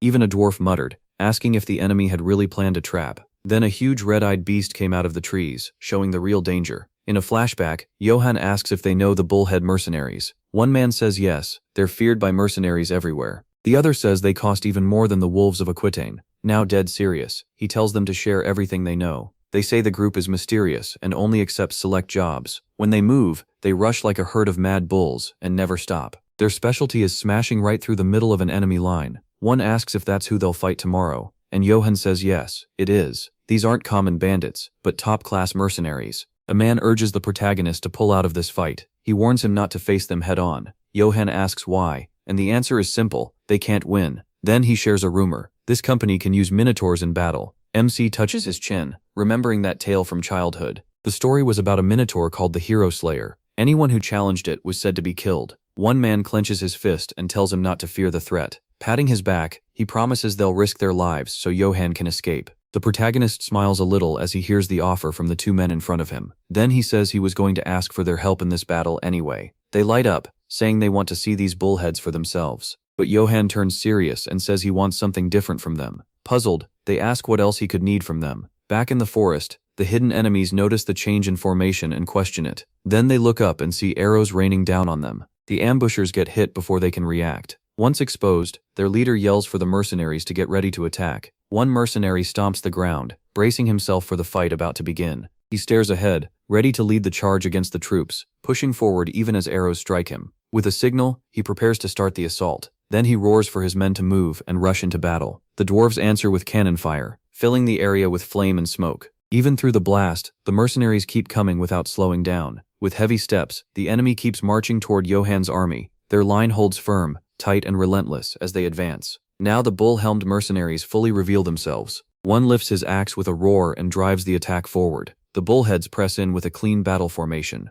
Across from them, Johann's side watches the enemy close in. The captain realizes they're facing the legendary bullhead mercenaries. Even prepared, he can tell this fight is getting out of hand. MC turns to him and warns that the impact is coming fast. He shouts that he'll break their attack formation no matter what. The captain, shocked, yells his name, warning that it's too dangerous to charge in alone. But Johann rides out by himself toward the enemy line. The captain then yells for every soldier to watch closely. He says the enemy is about to test their power in this clash. Johann keeps riding, closing in to launch a surprise attack. Seeing one knight coming alone, the mercenaries think he's insane. Their leader sneers that if he's so eager to die, they'll allow it. He blasts past them and cuts one enemy down in a single fast strike. Startled, they shout for everyone to stop that knight. The commander yells to hold formation and not be rattled by the attack. He realizes the knight is trying to break their ranks. As Johann rides on, he sees they've already figured out what he's trying to do. The captain bellows an oath to the dwarves' sacred beard to fire up his men. He roars for the front line to get ready for the collision. As the armies meet, he braces for the height of the battle. With a battle cry, the captain orders them to crush the enemy. A charging mercenary slams his blow straight into a dwarf's shield. The hit blasts the dwarves back and breaks their defensive line. Spotting the opening, the enemy leader orders his men forward to kill with honor. The fight turns brutal, as both sides trade blow after blow. Watching the battle, the mercenary leader keeps pushing ahead. With a yell, the captain charges to meet him. He rushes straight at the approaching enemy. The captain catches the attack and stops it with his hammer, then forces the enemy back with raw power and his axe. The mercenary falls and is quickly surrounded by dwarven soldiers. Seeing the danger, his allies move to rescue the fallen man. The captain shouts, raises his hammer and slams the ground. His hammer crashes against another dwarf's axe, sending out sparks. He roars for his soldiers to soak their weapons in enemy blood. Watching that side, Johann says they should be fine there. Smiling, he turns toward his own fight. He charges straight for the Minotaur on the battlefield. At full gallop, his horse carries him into the middle of the battle. Seeing him come, one mercenary shouts that the knight is closing in.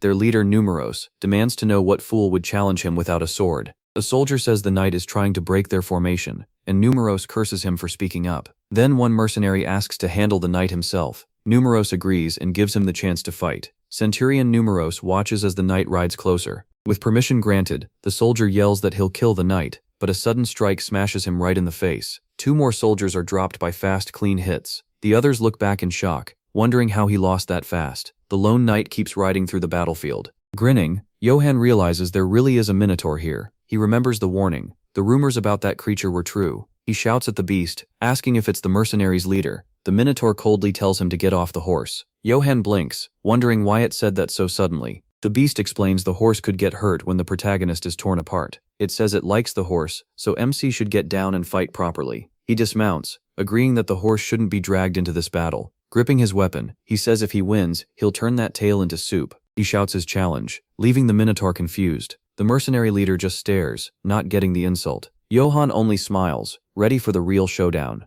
Then he rushes straight at his opponent. With a furious roar, the minotaur charges too. It swings its axe with full force. Johann dodges, leaps past it, and tries to counter. He lands and spins, already ready for the next move. The minotaur roars, turns, and readies another strike with its axe. The protagonist barely slips away from the blow in time. He keeps moving sideways, dodging with speed. Eyes wide, he realizes just how far that axe can reach. The minotaur whirls its axe like a storm, forcing Johann back. MC knows one clean hit would cut him in two, so he slides away from another crushing swing. Annoyed, he regrets not bringing his other weapon. The minotaur snarls at him to stop dodging and fight for real. Then it leaps up and comes down from above, promising him a worthy death. Johann drops low and spots an opening. He lunges in to use the gap in the beast's guard. With a sharp strike, he hits the minotaur cleanly in a weak point. The blow lands and snaps part of the minotaur's tail. The other mercenaries flinch in shock and cover their eyes. Foaming at the mouth, the minotaur glares at Johann in pure rage. With its weapon gone,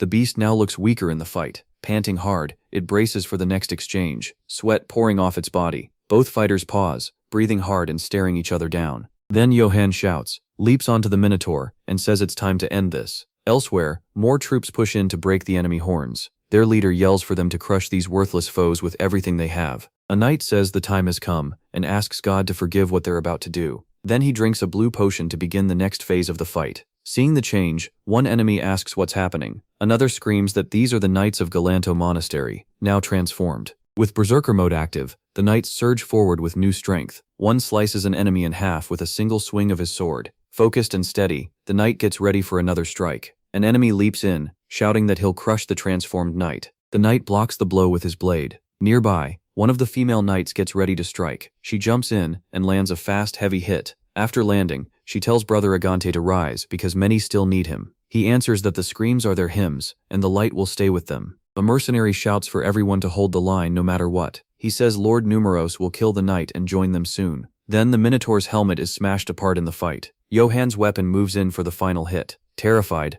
the Minotaur can only stare, too shaken to react. He asks if it has any last words. With one blow, he defeats the hero slayer. The other mercenaries freeze in silent shock at their leader going down. Begging to live, the Minotaur apologizes for all the trash talk. It says killing him won't bring Johann any honor. Then it blurts out that he's not a full-blooded Minotaur, trying to save himself. Confused, the protagonist asks what that's supposed to mean. The creature says he's only half Minotaur, and won't give any achievement points. Johann just stares, weapon in hand, not understanding that logic. Turning away, he says he has no clue what the beast means about achievements. Then he shouts for the hornblower to come over. He tells the hornblower to send a message to the front. Then he orders him to announce that the enemy has been completely beaten. Seeing the terror in the enemy's eyes, the Minotaur knows the fight is over. Johan points at him and says he'll keep him around as an emergency witness. He warns him to tell the truth when the time comes. Shaken and confused, the Minotaur can only stare back. One soldier still shouts for everyone to hold the line, saying Lord Numeros will come. Then a horn rings out, and he freezes, wondering what it means. Eyes wide, he can't accept that his leader lost. A captain steps in and announces that the knight defeated their commander. He then orders the hornblower to sound the victory call. Back at the guild, the day seems peaceful in Marseille. The manager reports to the governor that the subjugation force won its first battle. Pleased, he says he heard the elf knights did well, but she explains they've lost contact with them. The governor jumps up in shock at the news. He can't believe elf knights could lose to a bunch of bandits. She corrects him. They weren't common bandits, but mercenaries in disguise. Then she sets a document in front of him. She says it just arrived and tells him to read it. As he reads, he learns Baron Einbeck was behind everything. She asks if he means Johan and the Minotaur who led the mercenaries. He asks if they actually captured the Minotaur alive in the battle. She only gives him a confident smile. The governor rises and says only one man could pull that off. Back on the battlefield, Johan looks over the surrendered enemies after the victory. Hearing his name, he turns toward the voice calling across camp.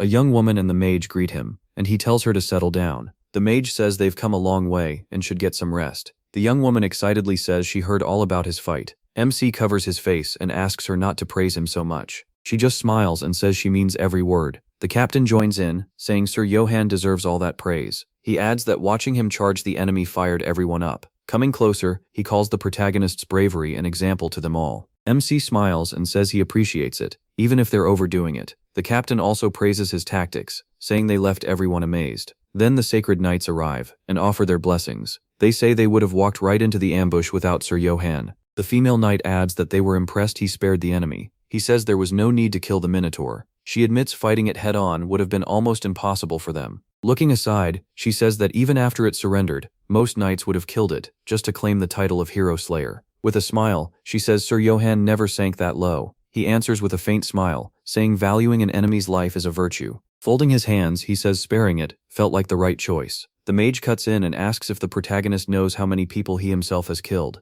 In a lower voice, he says too much humility makes praise awkward. Johan gets the point and says he'll accept their praise properly. Then, the captain tells everyone to regroup and prepare to crush Baron Einbeck. Just then, a knight approaches, and they ask who's there. All eyes turn toward the tent, waiting. An elven knight suddenly stumbles out, gasping and badly hurt. One look at him is enough to know he isn't bringing good news. He collapses, too exhausted to stay up. Desperate, he begs for reinforcements right away. He says a troll ambushed them while they were chasing enemies through the forest. In the forest, signs of a fierce battle are everywhere. The ground is full of tracks and scars from the fight. A soldier runs through the water, trying to escape whatever is behind him. Men splash ahead in panic as knights chase them down. Terrified bandits flee from the elven knights. The mounted knights press forward, hunting them through the swamp. One knight strikes a bandit with a fast, clean blow. The hit sends him flying into the water. The attack doesn't stop, and the knights keep cutting enemies down in the water before moving on. One knight says the battle is too easy for them. Another answers that they're only here to settle an old debt. He reminds the others that Count Barteg sent them to repay that debt to the guild.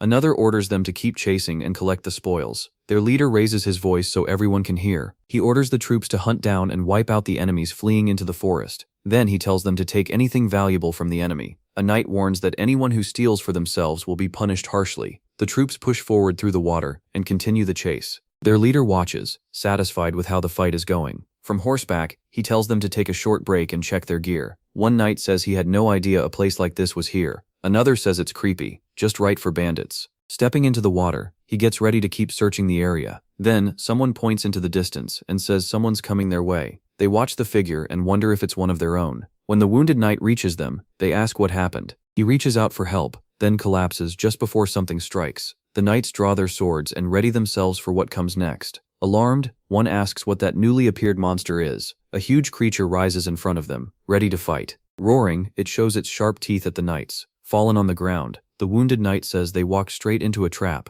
Now he understands it was bait, and there was nothing about trolls in the letter. Bleeding and shaken, he says 3 knights are still back there. He begs them to save the ones left behind. The captain turns to the others and asks what they make of it. The female knight says she'll leave that choice to Lord Kumul. He then asks Valion if she knows more about trolls. She says she fought one before and somehow won that battle. Even so, without divine help, she says beating one would be nearly impossible. She explains their skin is harder than stone, and their muscles are just as tough. On top of that, their raw strength is too much for a human to handle. Worst of all is their power to regenerate. Even if you manage to wound them, the injury closes up right away. Sweating, one knight says a monster like that can't be beaten. Another snaps at him to stop freezing and run. Johann, Eidates, and the knights listen closely to the soldier's report. He pleads for help, saying there's no time left. The knight asks Valian if she would go if Lord Kumul gave the order. She says that even if they leave now, they still may be too late. The elven knight can only stare as that truth sinks in. The captain faces the elven soldier and prepares to answer. With a hand to his chest, he apologizes and says he can't send a rescue. The mission isn't over, and he can't promise their safety. Without turning, the captain listens as the elf speaks. Then Johann Eitz shouts that he'll go save the knights himself. The elf grabs his arm and warns him this is no small matter. MC says there are plenty of fighters here, so his absence won't hurt the mission much. The captain argues that going now changes nothing, and only puts him at risk. Johann Eitz turns back and asks what if the knights are still alive.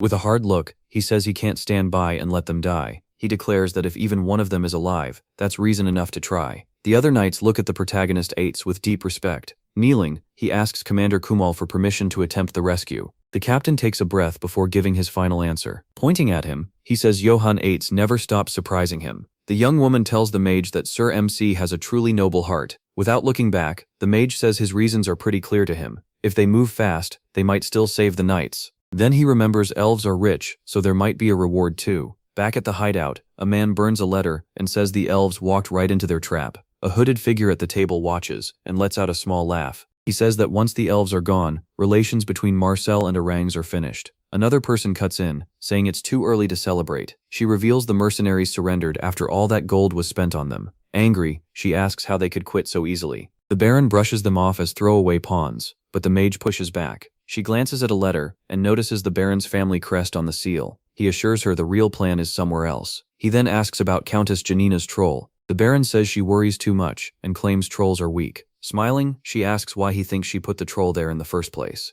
Another man agrees, saying they have nothing to fear. She declares their enemies will die in the depths of the dark abyss. Meanwhile, in the forest, the group moves through the dangerous dark. A lantern is lit, and one knight comments on how well it burns. He asks what kind of fire they are using. The female knight says it's divine magic, the flame of Aina. She explains it's mainly used to drive monsters away. He asks if that's what she used against the troll before. She says yes, divine magic can stop a troll's regeneration. Looking at the lantern, he asks if it's different from normal fire. She explains that once it's lit, even water can't put it out. Sweating, he realizes it's basically white phosphorus. He praises her, saying she's impressive in more ways than one. She smiles and says it's all from daily training. Relieved, he admits he was worried and is glad they came along. Grinning, he says they won't have to deal with trolls the hard way. Tapping his head, he guesses the trolls are hiding somewhere nearby. Meanwhile, the elf leader shouts at his troops not to hide. He roars for them to take the monster's breath and win back their honor. The troll bares its teeth and growls at the knights around it. Outside, Johann's animal starts barking like it sensed something. The protagonist Eitz says Karimov must have found something, which surprises the mage. Then 3 armored horses burst through the forest, startling everyone. The female knight wonders why the elves' mounts are alone. A painful scream cuts through the quiet forest. The male knight turns and realizes they were wrong. The elves are still fighting. She smiles, glad to hear it. If they're fighting, they're still alive. She says this flame isn't strong enough, and they need a stronger one. He shouts that he'll go on ahead and buy them time. Caught off guard, she tries to stop him. That wasn't what she meant, but he rides off anyway and tells Karimov to gather the loose horses. Watching him leave, she calls out to Sir Johann Eitz, worried about what he's doing. Then she tells her sisters to stay focused and make a stronger flame. The knight plants her sword in the ground and begins the ritual. Kneeling, she prays for Saint Ina's blessing in battle. As the others gather around the flame, she speaks of souls seeking salvation. With their sacred swords joined, they call on holy fire to lead the lost. Somewhere else, a knight takes a direct hit from the troll. Water splashes as he pushes forward to keep fighting. The troll turns and gets ready to strike the knight coming at it. It swings hard, but the knight slips past the blow. With one slash, he cuts into the creature's arm. He spins for another strike with his blade. Sweat runs down his face as he realizes just how bad this situation is. The troll's arm heals at once, and it growls at the knight. Stunned, he can barely believe what he's seeing as the wound closes. Then the troll roars and rushes him with full force. He tells himself it isn't over, and braces to keep fighting. But when he sees the fallen soldiers, he knows their morale is gone.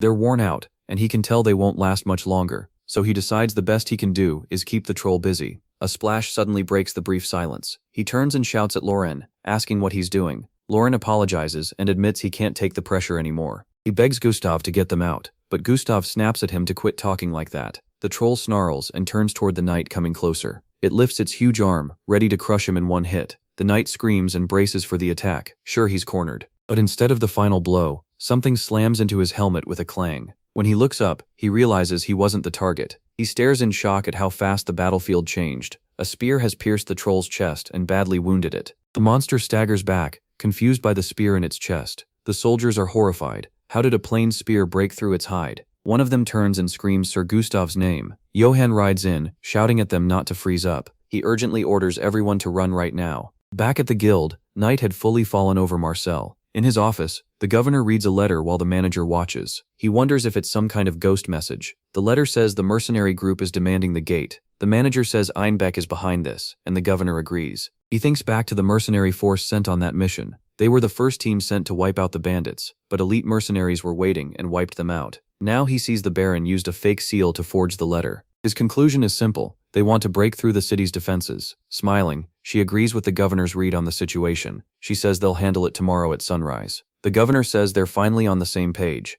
Under the moon, he swears no enemy will get past Marcel's walls. Meanwhile, someone prays in a tent for a blessing to protect him. The young woman asks that unclean claws and fangs never touch him. The mage cuts in, asking if she's worried about Johann. He faces her with a serious expression. She says trolls aren't enemies humans can beat so easily. He agrees. It normally takes a whole legion to kill a troll. Still, he tells her not to worry too much. He reminds her that her master holds both waters of the river Yahello. She remembers the waters of wrath and blessing he received. On the battlefield, a spear floats in the water among dead soldiers. That spear, soaked in the water of wrath, can deal a deadly strike. With a shout, Johann gets ready to attack the troll with the spear. The mage believes MC will use it the right way in battle. He then orders Sir Gustav to pull the troops back. He charges through the water, spear in hand, straight at the troll. He knows he can still pierce its hide, but there's a problem. The troll will just heal, so he needs to buy time for everyone to escape. Keeping his eyes locked ahead, he prepares for what comes next. One knight rushes in, shouting that this is their only chance to finish it. Johann angrily yells at him not to charge the troll. Another knight shouts for Leon to fall back, but Leon ignores him. Leon yells that if one human can do it, then they can kill the troll too. He attacks, and gets smashed head-on by the creature's blow.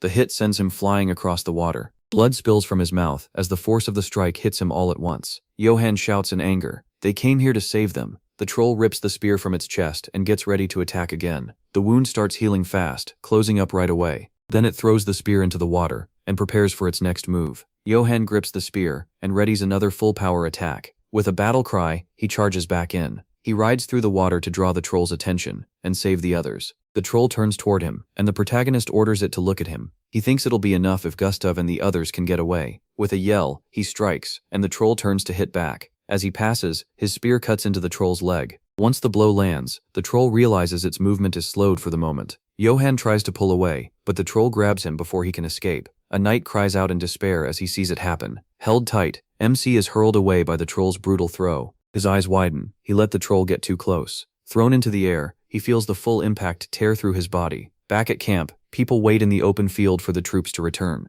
In the distance, a light suddenly appears and draws everyone's attention. One guard stares at it and asks what he's seeing. Using binoculars, he tries to make out what's happening far away. At first, he thinks the subjugation force may be coming back, but when he spots the flag, he realizes it's the mercenary group. Terrified, he wonders if they're ghosts. The group was supposed to be dead. He realizes this is exactly what the governor warned about. An alarm rings out, and guards rush to the walls to defend the gate. Hearing it, the governor calmly says, "They've finally come." The manager says she'll send a letter to verify the commander's identity. A voice answers that it won't be needed, and the door swings open. Startled, they turn to see who just walked in. The man asks why they look like they've seen a ghost. He steps forward and says he came himself, since they were asking for the commander. Shocked, the manager cries out, asking how they can still be alive. Smiling, the man says the glory belongs to the Empire. The governor realizes Baron Einbeck bought the mercenary group. Covering her face, she can't believe it's possible. The commander declares that from this moment, Marcel belongs to them. With his teeth clenched, Johann Eitz feels the pain of the blow that hit him. A knight screams in despair and horror as he is flung into the water by the troll's attack. He crashes down so hard it sends up a huge wave. The knights shout Sir Gohan's name, stunned by what they just saw. One knight can only stare, too shocked to do anything. Even in the dark, the protagonist smiles through the blood on his face.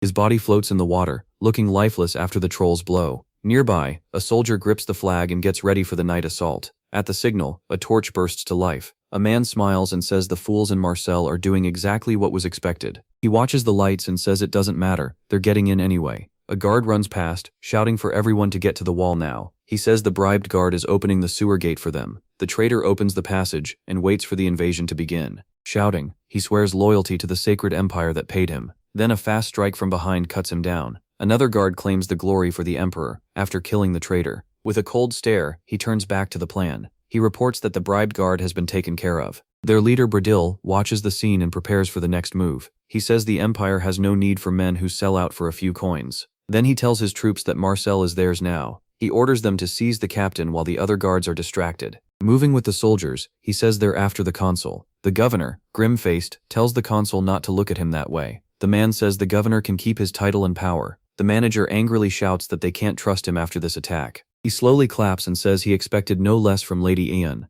Then he warns her not to push his patience. Time is short. He reveals that the captain of the guard has already been captured. What they want is simple, he says, as he walks to the governor's desk and puts a paper down. He orders the governor to write one command for the subjugation force. That order will tell every unit to stop fighting and surrender. On top of that, he demands an oath of loyalty to the emperor. If the governor obeys, he says, there'll be no need to stain his hands with blood. Meanwhile, Johann's body keeps floating in the water, looking dead. A knight steps up to face the troll, trying to buy time. The troll bares its teeth and readies for the next clash. The knight leader calls for Laurent, ready to give his order. He orders them to grab Leon and the others, and leave at once. One knight says he'll stay and fight beside Gustave Belleman. He yells at them to get Leon on his feet and move now. Covering part of his face, he turns and gives his last command. The knight can only stare, shocked by his leader's choice. He snaps that this isn't a request, it's an order from his superior. The knight shouts as Gustave Belleman charges the troll. Lifting his sword, Gustave calls the monster out and dares it to face him, asking for an honorable death in battle. The troll opens its jaws and gets ready to hit him with everything it has. Then, Johann's body stirs in the water. He's still alive. He remembers one lesson. Never fight someone you can't beat. Another follows. Kill your enemy and don't die in battle. As his eyes open, he apologizes to his master and admits he's at his limit. Blood spreads through the water as he sinks deeper into the dark. Surrounded by bodies, he feels his own body stop responding. With his eyes shut, he starts to accept his fate. Worn out from fighting to stay alive, his whole painful life flashes through his mind. His heart feels ready to stop, and all he wants is rest. Each heartbeat grows weaker, and peace seems close. Then a figure appears in the dark and kisses him, pulling him back. He screams and refuses to die. His fist tightens as he recalls his master's words. Those words echo in his head and give him fresh strength. He braces himself to meet death head-on. If he can't escape, he'll kill death itself. His heart starts pounding again with new resolve. Johann bursts out of the water, screaming that if he can't escape, he'll kill death itself. With a fierce cry, he gets ready to face the troll with everything he's got. Gustave rushes in, and the troll readies a counter. He shouts that he'll fight with all his strength for his honor and for Arendt's. Johann's spear shoots toward the troll. The creature tries to block, but the spear drives straight into its chest, making it roar in pain. The knight drops to the ground, while the troll is blasted backward. Stunned,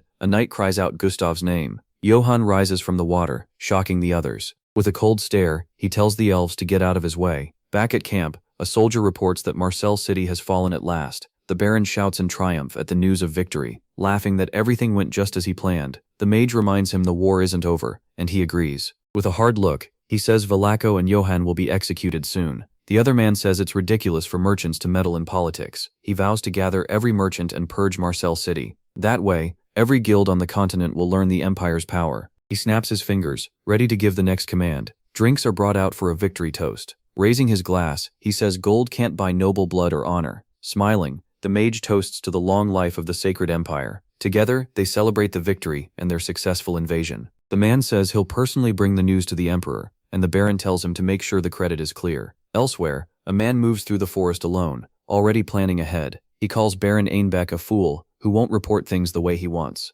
So he decides to make his own version of the report, and keeps walking through the woods, until he spots horses deep in the forest, and wonders why they're there. Then he realizes they belong to the knights defeated in the battle. He calms one of the horses, and gets ready to ride. Once mounted, he says this horse will get him to the capital fast. With a shout, he rides off through the dark forest. Suddenly the horse stops, and he wonders what's wrong. A growl rolls through the woods, frightening both rider and horse. His eyes widen as he senses a dangerous creature nearby. From the shadows, a beast with glowing eyes steps out and snarls at him. Elsewhere, the elven knights curse that Johann is in the way. The troll growls and gets ready to keep fighting, One knight asks if they should really let the human fight alone. Another says they've struck the troll dozens of times, and the spear was the only thing that made it truly cry out. Their leader says they'd only slow him down, so for now they can only watch Yohan's battle. MC squares up to the troll. He moves in, and the troll slams a heavy blow into the water. Water explodes across the battlefield. He races across the surface, dodging the troll's attacks, then shouts as he lines up his next move. He hurls a spear with all his strength. Jumping in, he throws several more at once.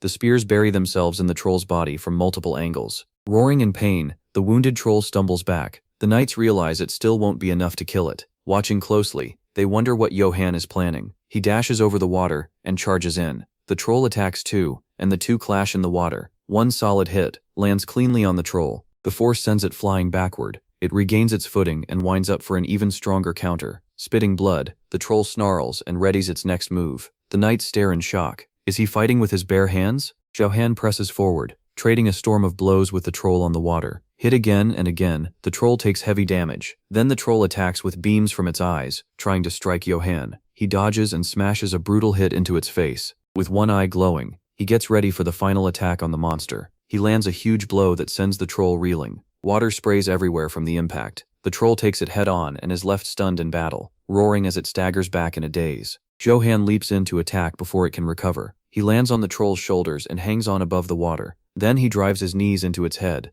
The hit cracks the troll's skull and badly wounds it. The troll tries to throw him off, but Yohan holds on as both plunge underwater and keep fighting. One knight asks Gustav if he can explain what's happening. The leader shouts that this is their chance to fall back before the troll regenerates. Standing on the troll, the protagonist sets up the final blow against the creature. A frightened knight asks what Lord Yohan is doing now. MC forces the troll's mouth open and gets ready to strike inside the creature. He attacks, and the troll roars in agony. Its body thrashes wildly in the water. Gritting his teeth, Yohan keeps going, determined to win the battle. Then, with a shout, he tears the troll's jaw clean off with all his strength. The troll's body convulses in the water, as blood spreads everywhere. Its jaw is gone, and it lets out a scream of pain. The knights yell in horror at what they're seeing. With his face smeared in dirt, Yohan says that if he does it this way, the troll sinks beneath the water, beaten by his brutal attack. Now floating lifelessly, it can't regenerate from the fatal wound. Karamov goes after the horses as the man screams and begs the creature to let go of him,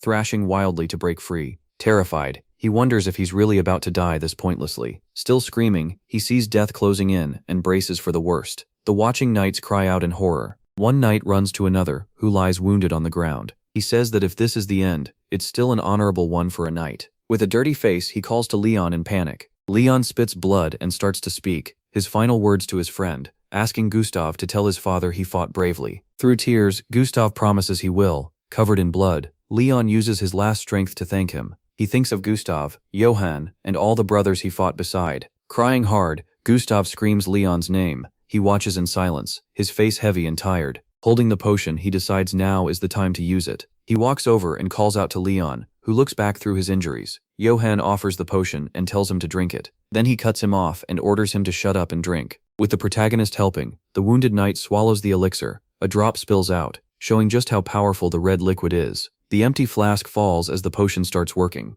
The knight rises and looks down at his fallen friend. With his eyes closed, Leon seems to have found peace after the battle. Yohan steps back and tells him to rest in peace in the forest. The knight says Leon was like a brother to him. He turns to Sir MC with tears in his eyes. Crying, he thanks him for ending Leon's pain. He says Leon would have suffered to the very end without Yohan. He suddenly coughs, and the knights look at him in concern. Surprised, the knight asks what kind of medicine that was. His pain is completely gone. Another asks if Leon is alright, and he says he feels totally cleansed. The protagonist smiles and asks how it feels to be reborn. Confused, the knight lifts the flask and asks if it was the water of blessing. Yohan confirms it is, a sacred elixir from the river Yahello. Flushed with emotion, Gustav walks up to MC and hugs him tight, thanking him for saving his friend. Smiling, he calls Yohan the most honorable knight he's ever known. He says the water was a gift, so the thanks should go to Suderig. But Gustav smiles and says the credit belongs to the protagonist for choosing to use it. Then MC steps back, feeling something strange happen inside his body. Pointing at the others, he shouts that he saved their brother. He says that as Bartok soldiers, they have to show their honor. They pound their spears into the ground to pay respect and praise him. Gustav yells that this honor belongs to the great Sir the protagonist, while the protagonist can only watch. Clearly embarrassed, he admits he has never felt pressure like this before. With a grin, Gustav says Yohan is now his sworn brother. From this point on, Anyone who insults MC will face his wrath. He raises his sword, ready to protect his new brother. He stays on guard in case anything comes after him. Then he shouts that anyone against the protagonist will answer to his blade. MC smiles and thanks Gustav for his loyalty and friendship. He says it's a real honor to be praised like that. Back at camp, the young woman rushes to Master Sutelg. Excited, she tells him Sir Johann fought a troll and won. The mage says he expected that much, since magic should have made subjugation possible. She quickly corrects him. He didn't use magic, he tore the troll's mouth apart with his bare hands. Sutelg nods with a smile, then realizes what she just said. He freezes, staring ahead as the shock sinks in. A moment later, he blurts out in disbelief after hearing how Johann won.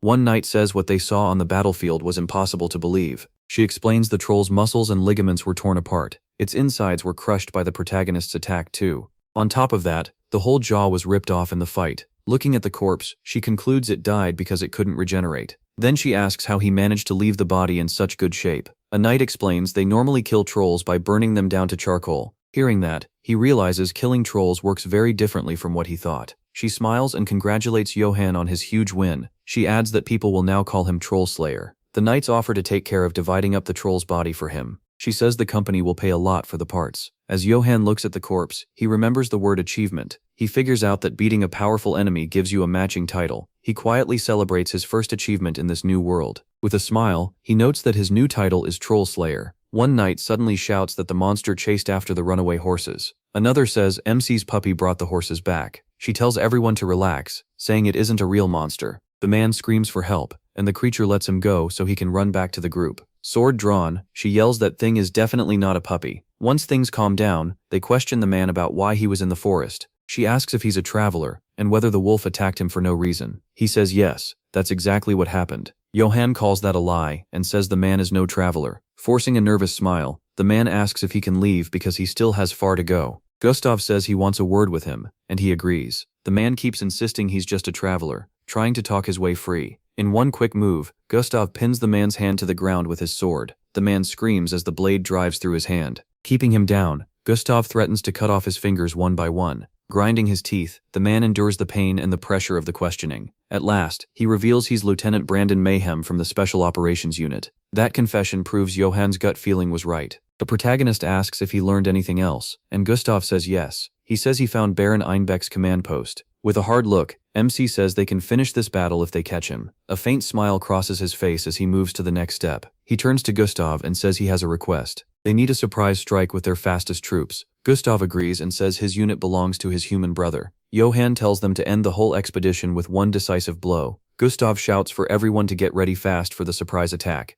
A few hours later, they find the Baron's command base in the forest. The cavalry charges in with a roar, shouting that it's time for the harvest. One guard asks what that noise is. Another yells that the Elven Knights are launching a surprise attack. Gustav orders them to find Baron Einbeck and kill everyone else. The Baron's men run in panic, crying out that they were promised this place would be safe. Shocked, the mage watches, unable to understand what is happening. She wonders how they survived, and whether they really killed the troll. Then she turns to flee, screaming for her Imperial Majesty in despair. After the enemy is crushed, Johann says it's finally over. He heads for the Baron's tent for the last confrontation. Gustav says the Baron is inside, and there's a gift waiting too. He steps into the tent with steady, firm steps. A knight says the man inside confessed everything after being beaten. Dirty and battered, he stares ahead, ready for what comes next. With his head lowered, Johann watches in silence, thinking. Back in the city, the trader merchants are put on display in the square. He remembers the time he almost drowned. His hand slips under his cape as he gets ready for the final showdown. Terrified, the Baron screams, asking if he's a ghost back to haunt him. Standing before him, Johann says his name with pure rage in his eyes. He shouts that he has finally come to judge him for his crimes. With the fight over, the camp is dismantled, and everyone prepares to leave. The female knight says the bandits are done for, and they're moving out now. The protagonist smiles and tells them their help won't be forgotten. He waves goodbye to the knights who fought beside him. The elven cavalry rides off, leaving the battlefield behind. The infantry marches too, following the order to withdraw. Relieved the battle is over, one knight cleans his armor and wonders how Johann is still alive after being poisoned. Sweating, he asks himself if he really used up the whole vial. Watching Gustav beat the Baron, he wonders who those people are and why they follow Johann like that. The Baron spins around and snaps, asking what they're staring at. Do they want to die? Sweating, he thinks his plan was perfect. It should have worked out. A few months earlier, at Gessen Castle in Eitz territory, a knocked-over wine cup marks the start of everything. Shaken by the situation, the Baron drops his goblet. Dirty and tense, he says he hopes the Lord has been well. Count Gessenite stares back coldly and ignores the greeting. He asks whether Baron Einbeck brought the war funds he owes. A young man lights the way for the Baron with a staff. Then he hands a scroll to the Count, who takes it with suspicion. The Count opens the scroll to read it. Instead, he finds the page completely blank. Furious, he demands to know what this is. Why would the Baron hand him a blank sheet of paper? Bowing, the Baron says the Emperor needs his help again. The Count tells him to stop the nonsense. He refuses to be used again. He says he fought in war after war, only to be thrown aside in the end. Enraged, he orders the Baron out before he cuts him in half. The Baron begs Count Gessenite to at least place his seal on the document. Holding the blank page, the Count listens to the offer. The spilled wine reflects the reward he got for his loyalty. The Baron swears on his family name that the Emperor will grant him a title. The Count watches the Baron closely, not trusting a word of it. He points out that 50 years have passed, yet Baron Einbeck still clings on. Then, in one quick move, he presses his seal onto the blank document and throws it back, telling the Baron to take it. The Count warns that if the Baron steals his credit, he'll tear out his tongue. Snatching up the paper, the Baron agrees.